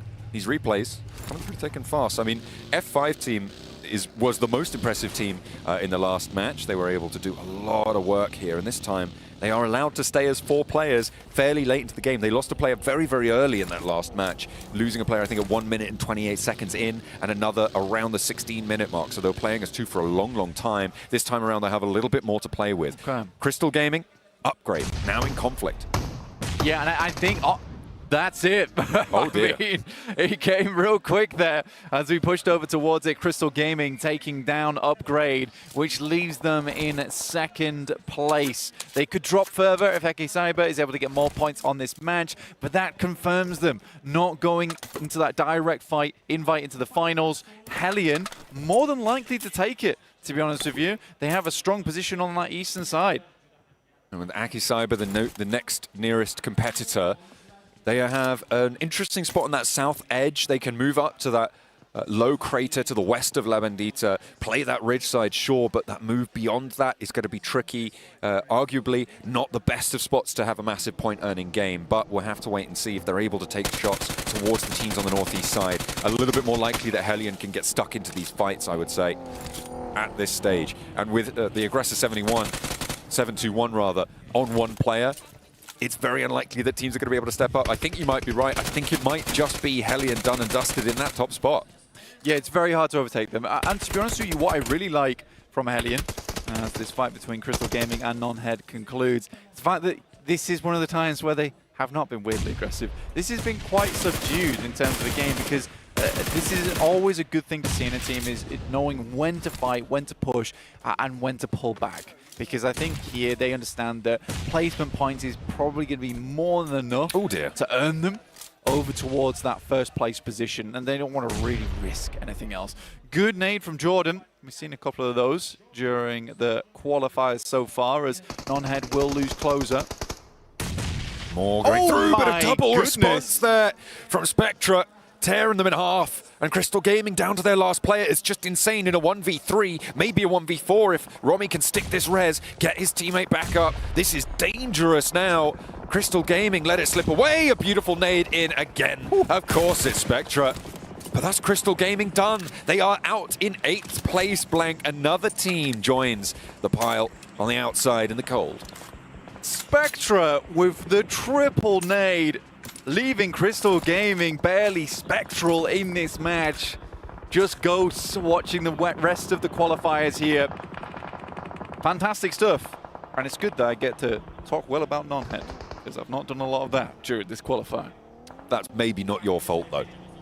You know, that is a little bit of a response to their performances here. Aki Cyber, they've had Zvezda go down, but Don's in position to maybe get the protection going for his teammate. Up and close to the ridgeline, though. Are they going to stick this res? I feel like that's maybe a little bit bold. They have got the long-range off angle here, but the players are too close. They're bearing down upon it. A nade over confirms that flush, and Aki Cyber striking for the top spot, made all the harder by S1 from the bottom of the table, still having an impact. And this is what we were saying, right? There's nothing to lose. You go for these fights. There is a third party in F5 as well, just across the way, but the nades are being traded. Don not quite connecting this time.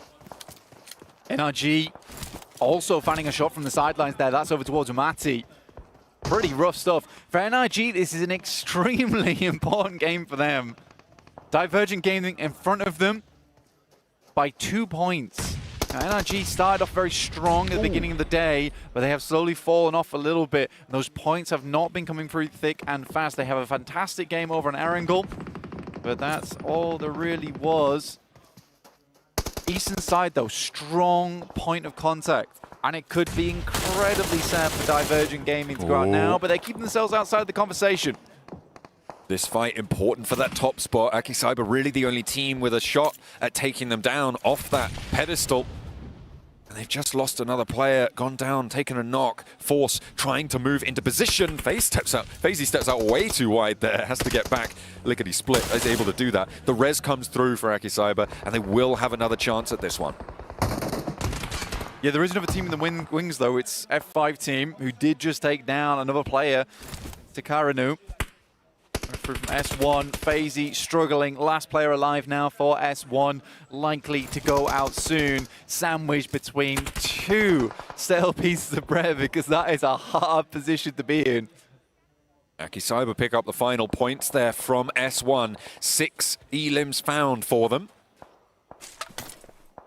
And they do still have that opportunity here with F5 team. Fantastic 5 down to 3. One player taken fairly low as well. Can't really do too much to curtail the swell from Akicyber over to this high ground, over to this plateau that sits above them. The eastern side heavily populated right now on this circle. Next zone is just about to pop as we head to a couple of replays as well. You can see in the picture-in-picture as well, Akicyber trying to put the Kibosh onto F5's ascendancy to the top 5. Yeah, just getting a quick replay on Crystal Gaming. Obviously, I think they went through the ringer, honestly, and then led up towards non-head, approaching them later on.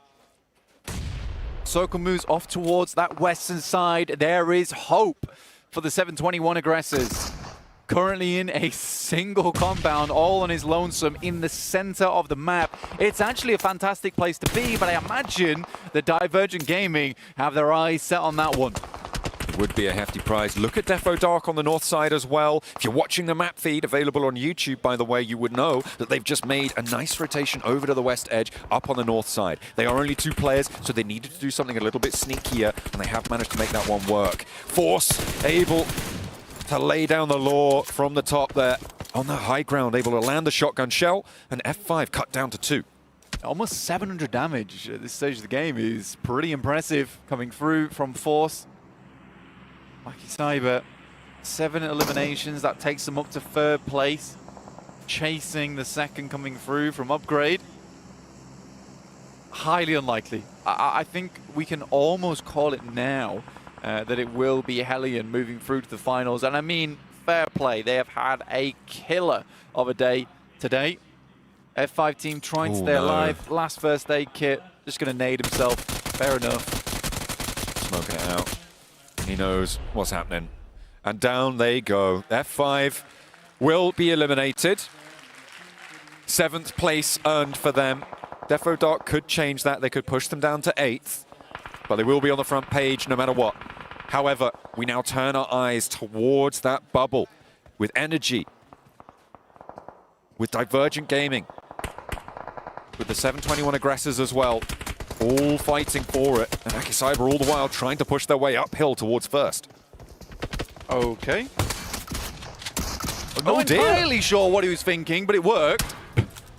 Well, not for him. I mean, his teammate was the one who was able to get that final shutdown in with the nade from the sidelines, but with Hellion needing to go for a res, they have to break out wide for it, reposition a little bit, they have to slow down. However, wait, hang on a minute. That wasn't even their elim. It came through from another team. I think Energy might have taken that one. Yeah, that's what I'm saying. I don't really know what's happening. The non-head's just looking to cause as much trouble as possible. Azik moves through to Graveyard proper. Looking to resurrect some assistance, hopefully. What he needs in this scenario. Ooh. Nice nade from Groza, though. Starts things off strong for them. Azik, 1 nade, looking to confirm the flush rather than go for the second knock, and will be able to do so. Spectra on the wheel right now, trying to get across, does manage to find himself to the shack here. So Hellion, with 3 players, they've got their first elim on the game, and now they want more.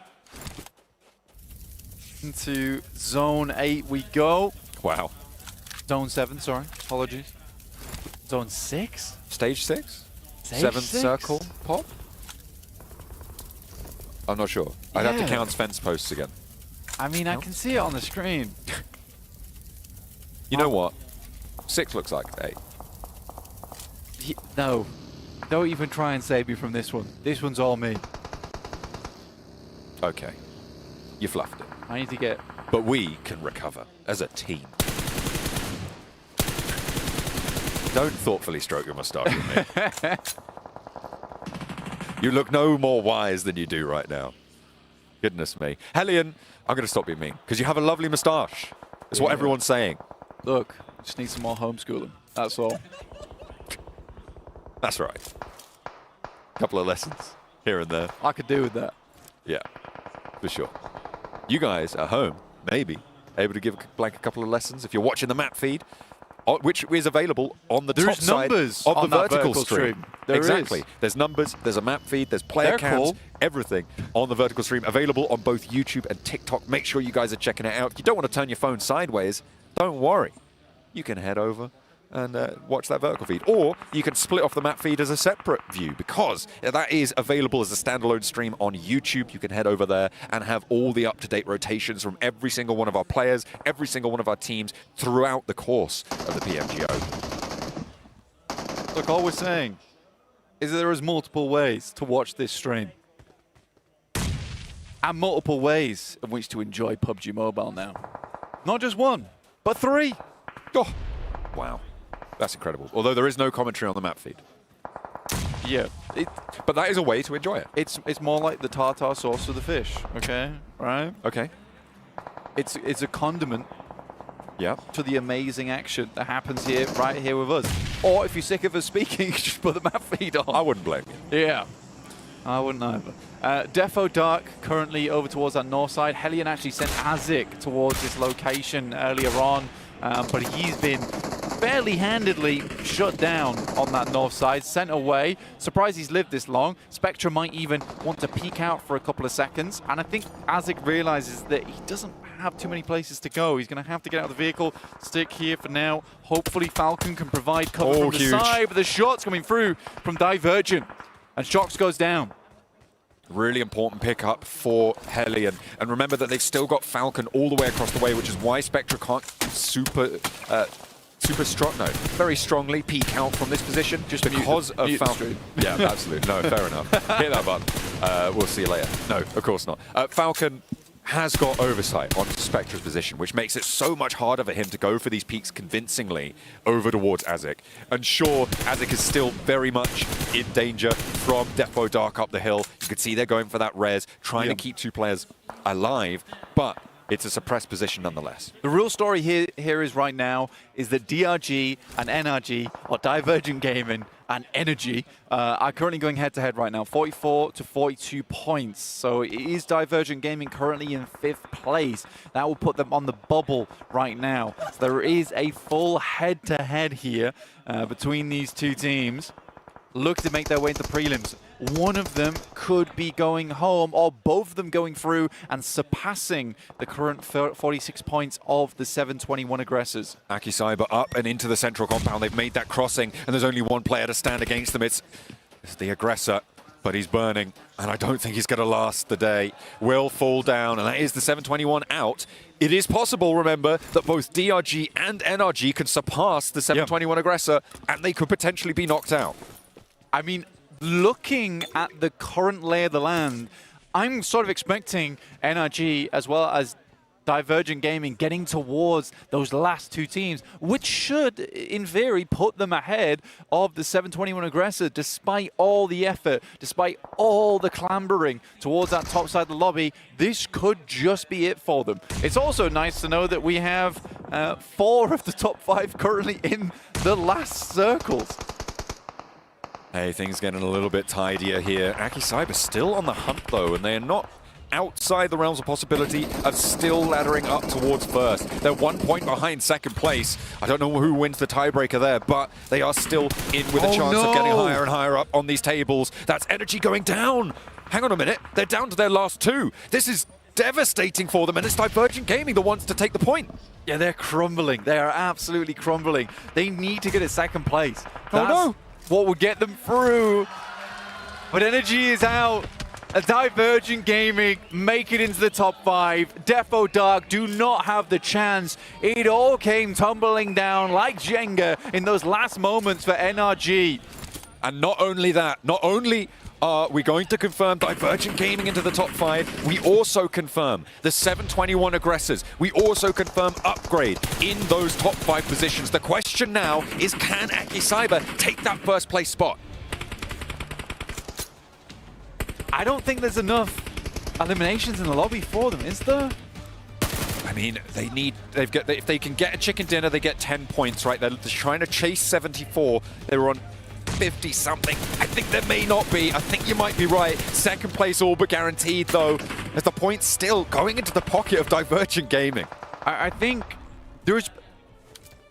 Hear me out. I think there's a potential where Aki Cyber are able to get all the eliminations in the lobby. They tie, but they win on the tiebreaker with chicken dinners. we'd really have to double check Exactly. on that. We'll have to wait for the leaderboards. I'm just putting that Absolutely. in your heads to keep things spicy. Ooh. Okay.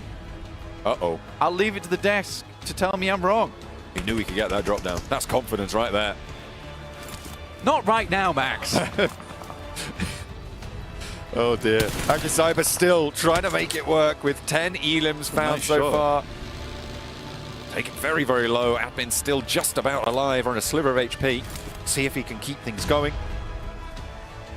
Don up and forward. Looking convincing in their position right now. Akicyber might be able to get the chicken dinner here. But you're right, the question is that enough? I think actually, I think it puts them on 72 points with the chicken dinner.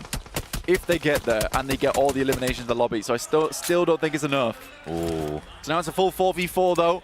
4v3, sorry. Fun to watch at the end of the game. But it's an incredible lineup from Akicyber. I'm expecting them to win this engagement between them and Divergent Gaming. With control of the buildings, control of the center of the circle. Blank this one closes direct center because we are now at stage 8 moving to stage 9. And that is just fully under the control of Akicyber. Divergent need to find something special here. And it is going to be the first breakout wide, and that's going to go unchallenged. Force not going to try and stop that one. It seemingly had complete vision on it, but maybe worried that it was just going to be a bait peek from Divergent. They have the numbers advantage. Admin staying in the blue for little to no reason. Takes them down to 2, but there's an answer. Finally getting that response. Yeah, no idea why Admin sat there for so long. I don't think he had to do that.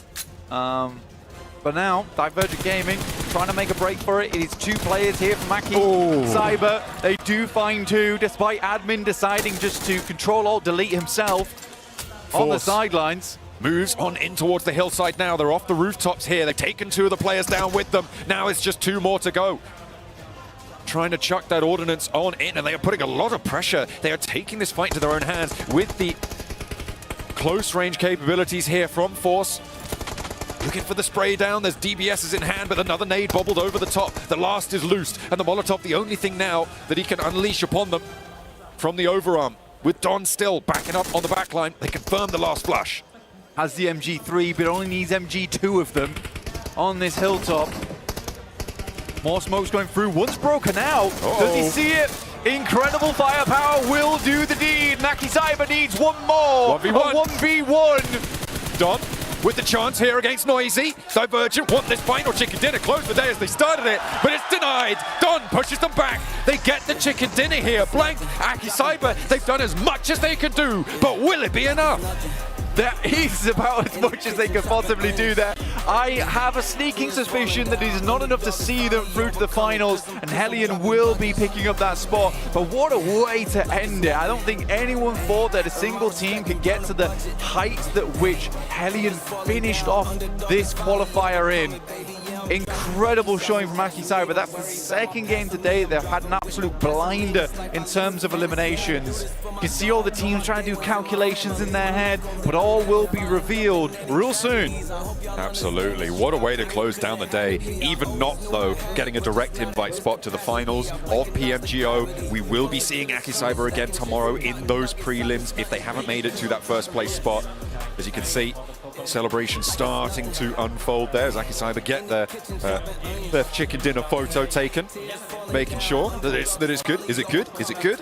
I think it's good. I think they were checking how many points they grabbed in their last game. Still having to wait and see. They look pretty happy. Either way, they're pretty happy with that one. Into the final blow replays here. You see Akicyber just controlling so much of this territory. Admin didn't need to go down there, I think it's safe to say, but either way, didn't matter, they didn't need it. They were just nerfing themselves for a little bit more of a show for us. Yeah, I think so as well. Admin was like, you know what, I'll take a dip on this map real quick. I'll sub myself. You guys got this, I need the loot. Yeah. But fantastic stuff, honestly. Force was incredible. I think around about 20 minutes in the match, he was already up to 668 damage, and we'll find out right now with the team stats. There, incredible stuff from Force, 1,181 damage, but let's find out exactly who's going through to those prelims with the desk. What a What a finish. It came down to the last match, and honestly don't know who's going to end up being in first place. We saw the players trying to figure out, okay, wait, before you take a picture of all of us, are we in first place? We don't know yet. You have to wait a little bit longer. I couldn't even read the expressions like happy, not happy, happy, confused. Confused?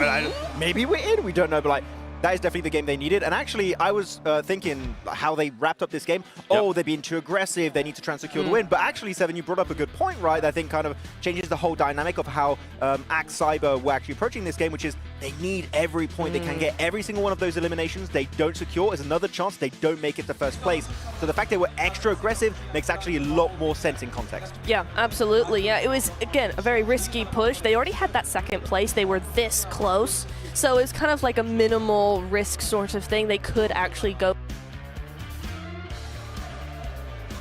So it was a good play. We did see that again. Yeah, they do need those points. Those 2 extra eliminations could be make or break for them. So yeah, very nice. Yeah, pretty much. I mean, we had also really good plays from other squads against them. I think especially Divergent here had a really good play to go for the wide wrap. But then after that, in the late game situation versus AK, they had some pretty good utility plays too. Yeah, they did indeed. Yeah, it was a really nice heads-up play. They saw that opportunity and they took it. They knew no one else had gone up there because of that zone shift. So yeah, they were able to do it just fine. I'm intrigued to see if we're going to end up seeing DRG within the top 5 being able to move on to the prelims, because remember, this was the team, Neptura, that was able to, at the beginning of the day, get back-to-back chicken dinners. Yeah, it's rough. It's interesting. We'll see. I mean, it's hard for them, you know, having had that, again, what I said in the last time we were on here, it's not something you can really ride out, right? Yeah. You have those back-to-back wins and you can't really just relax after that. I don't think they were really expecting as much tension or as much pushback as they got in the last 2 Miramars, but still.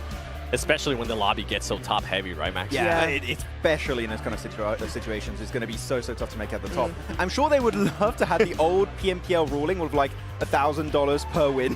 Like, that would be great for the side of Divergent, but unfortunately, as of right now, sign me up. Love the old rule system, but right now it's so top-heavy, as you already said here, Seven. So again, big question mark: who's going to be first? Who's going to be top 5? We'll have to wait and see very soon, though. We'll be knowing who's going to be making it to tomorrow's match. Well, until we get to then, let's watch some highlights of that match, because there was some interesting circle shifts. Yes, there were. There were indeed. I mean, we were noticing, right, taking our screenshots over here, that every single zone was actually moving western and more western and more western and more western. So a lot of these teams ended up bottlenecking onto that eastern side because the zone just pushed them in that direction. It just became so stacked with teams. They were like, what, 7 teams, 8 teams at one point? I don't ever slow up, no I don't take shit. I got no love for the fakeness. If you wanna play tough and wanna hate this, I'll always show up. I don't ever slow up, no I don't take shit. I got no love for the fakeness. If you wanna play tough and wanna hate this, I'll always show up and make a statement. I don't ever slow up, no I don't take shit. I got no love for the fakeness. If you wanna play tough and wanna hate this, I'll always show up and make a statement. Everything I do so instinctive and so passionate. Every word I move so descriptive like an adjective. I got a vendetta against people who patented being negative when you should be getting after it. I got facts over tracks, this and that. Spitting slow, spitting fast, I could roast, I could gas. Think I'm okay at last, but I don't know if that can erase all the past. And the pettiness, a reflection of the emptiness. Hilarious, you think you're with my time, you're delirious. Mysterious, because you hide behind a fake exterior. Inferior, you know I'll always be a bit superior. Get off of me, this ain't no humble brag. I want you to hear words, you can say them back. I want you to feel free from the chains at last, and to believe in what you got, it was built to last, yeah. Now that I've been put through hell, I never got anyone's help. I had to do it all myself. I don't ever slow up, no I don't take shit. I got no love for the fakeness. If you wanna play tough and wanna hate this, I'll always show up and make a statement. I don't ever slow up, no I don't take shit. I got no love for the fakeness. If you wanna play tough and wanna hate this, I'll always show up and make a statement. Gonna learn the consequence of being incompetent. Mental health is confidence, dreams and some honestness. I'm not here to save the day, that's for you to take away. I could play a million mind games, but instead I say something not illogical, something that is topical. Rub it on and watch it go, make yourself unstoppable. Dreams are irresponsible, but they're always possible. If you just believe, you could be so remarkable. Thoughts in my head, a collage and they spread. I'll be great one day, going off of my meds. No, I'm not giving up, no, I'm not giving in. I will make it to the top, taking off in the wind. I gotta make it, I'm saving every day to taste it. I'm patient, but my mind, it can hardly take it. I'm chasing a dream that I've had for several ages. A vacant, modern kingdom for the taking. Now that I've been put through hell, I never got anyone's help. I had to do it all myself. I don't ever slow up, no I don't take shit. I got no love for the fakeness. If you wanna play tough and wanna hate this, I'll always show up and make a statement. I don't ever slow up, no I don't take shit. I got no love for the fakeness. If you wanna play tough and wanna hate this, I'll always show up and make a statement.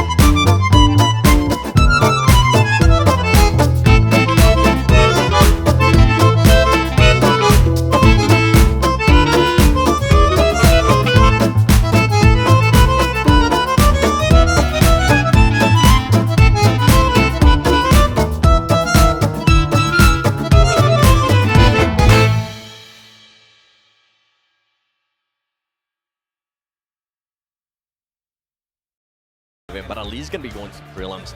Now the nerves, now they know what to expect playing here under the lights with the crowd noise, with everything going on. They know that they have to do interviews. They're past that, right? They're a little bit more comfortable. They're a little bit more professional as well. And for that team, I mean, I'm going to have to think about DRG. That team ended up getting 2 wins.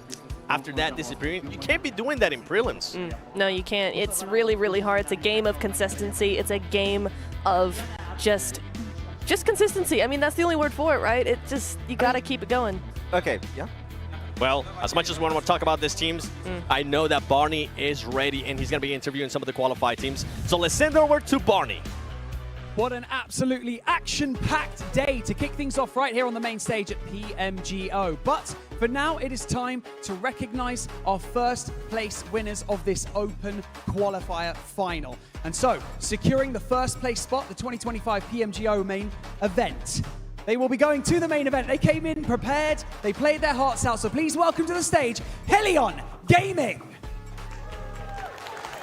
Demak, qadrli do'stlar, qizg'in va murosasiz kechgan bahslarda yaqqol peshqadamlik saqlagan Helion Gaming jamoasi qarsaklar bilan qarshi olamiz. Congratulations, gentlemen. And on behalf of the entire PMGO team, we would also like to present to you a token which will mark your qualification into the main event in 2 days' time. So please welcome onto the stage to present your token from the country manager from Infinix Uzbekistan. It is Chung Fader. Qarsaklar ovozi eshitilmayapti, qadrli do'stlar.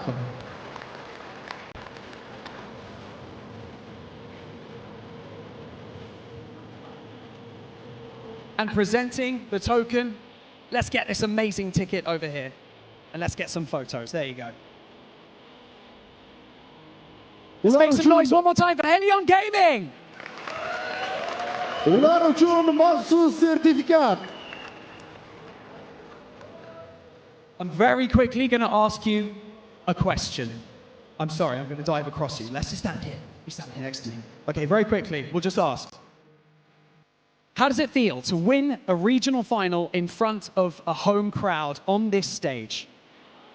Qanday hissiyot bilan shu butun shuncha odam orasida birinchi o'rin olish qanaqa hissiyot berdi sizlarga? o'zi birinchi o'yinda voqea yopilib ketdik. Shundan keyin qo'ldagi ruhan podeshka berdim. Hammaga rahmat podeshka qilganligiga. Qo'limizdan kelgancha harakat qildik. On the first game, they were a bit slowing down, so he did the supporting, like he just motivated his team, and then after that, they catched up quickly up. Well, Helion Gaming, congratulations one more time. You are going to the main event, and we will see you on Saturday. One more time, let's hear it for Helion Gaming. Thank you so much as well. Can you please all exit the stage, and we will continue. You can exit the stage now. We will continue on with our presentation. G'olib jamoani qarsaklar bilan birgalikda kuzatamiz, qadrli do'stlar. So we've got one team locked in for the main event, but let's not forget, 2nd through to 5th have made it through to the prelims, which begins tomorrow. So we would like to invite them up onto the stage, one by one, to receive their ticket. PUBG Mobile Global Open saralash bosqichida kurashni davom ettiradigan yana bir nechta jamoalar bor. Ularni birin-ketinlikda e'lon qilamiz. And so, finishing in 2nd place and heading straight into the prelims, please make some noise for Aki Cyber! Ikkinchi o'rinni egallab to'g'ridan to'g'ri prelims bosqichiga yo'l olayotgan Aki Cyber jamoasi.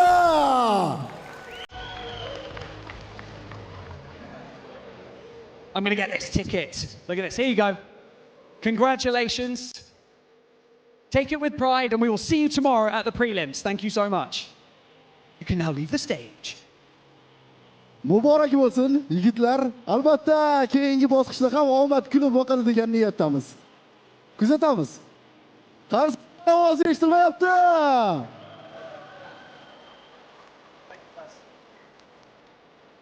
Right, on next, claiming 3rd spot and keeping their dreams alive in this competition. Make some noise for Upgrade.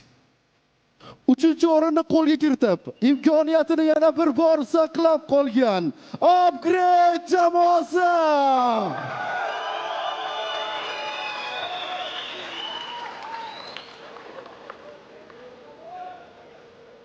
And here's your ticket to the prelims starting tomorrow. Congratulations, guys. Mana bu olqishlar siz uchun, kuzatamiz sizni ham. Keyingi bosqichda omad yor bo'lsin. Rahmat. And now, joining them in the prelims and securing 4th place today, it is Divergent Gaming. 4-chi o'rinda prelinsga yo'l olayotgan Divergent Gaming jamoasi.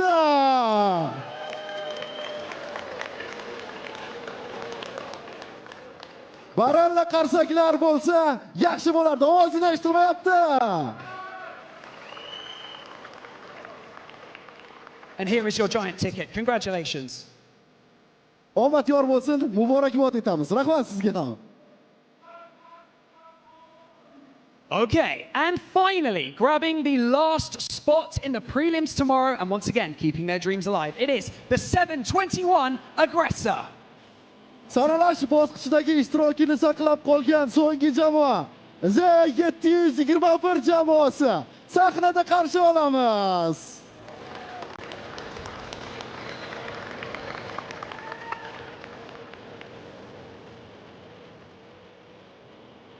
Thank you very much. And the final ticket. Who wants to take it? There you go. Congratulations, guys. Omad yor bo'lsin yigitlar. Rahmat.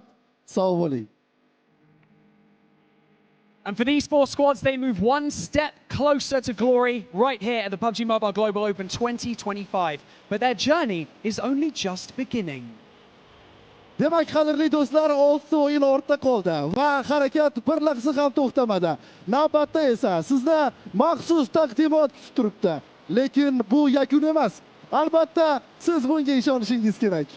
So 6 matches down and the action has been absolutely non-stop. But we're not done yet right here on the main stage, because up next, we've got something very special lined up. We have a PMGO Team Deathmatch show match between Navi and Team Spirit and Gamers Heart that you definitely do not want to miss. So stick around right here and we'll be back after this short break. Qadrli do'stlar, navbatda esa sizni maxsus taqdimot. PUBG Mobile Global Open ko'rgazmali o'yini. Unda Navi The Sprint hamda Gamers Heart jamoalari to'qnash kelishadi. Bu albatta qiziq, maza qilib tomosha qilishingiz mumkin. Everybody! Make it party!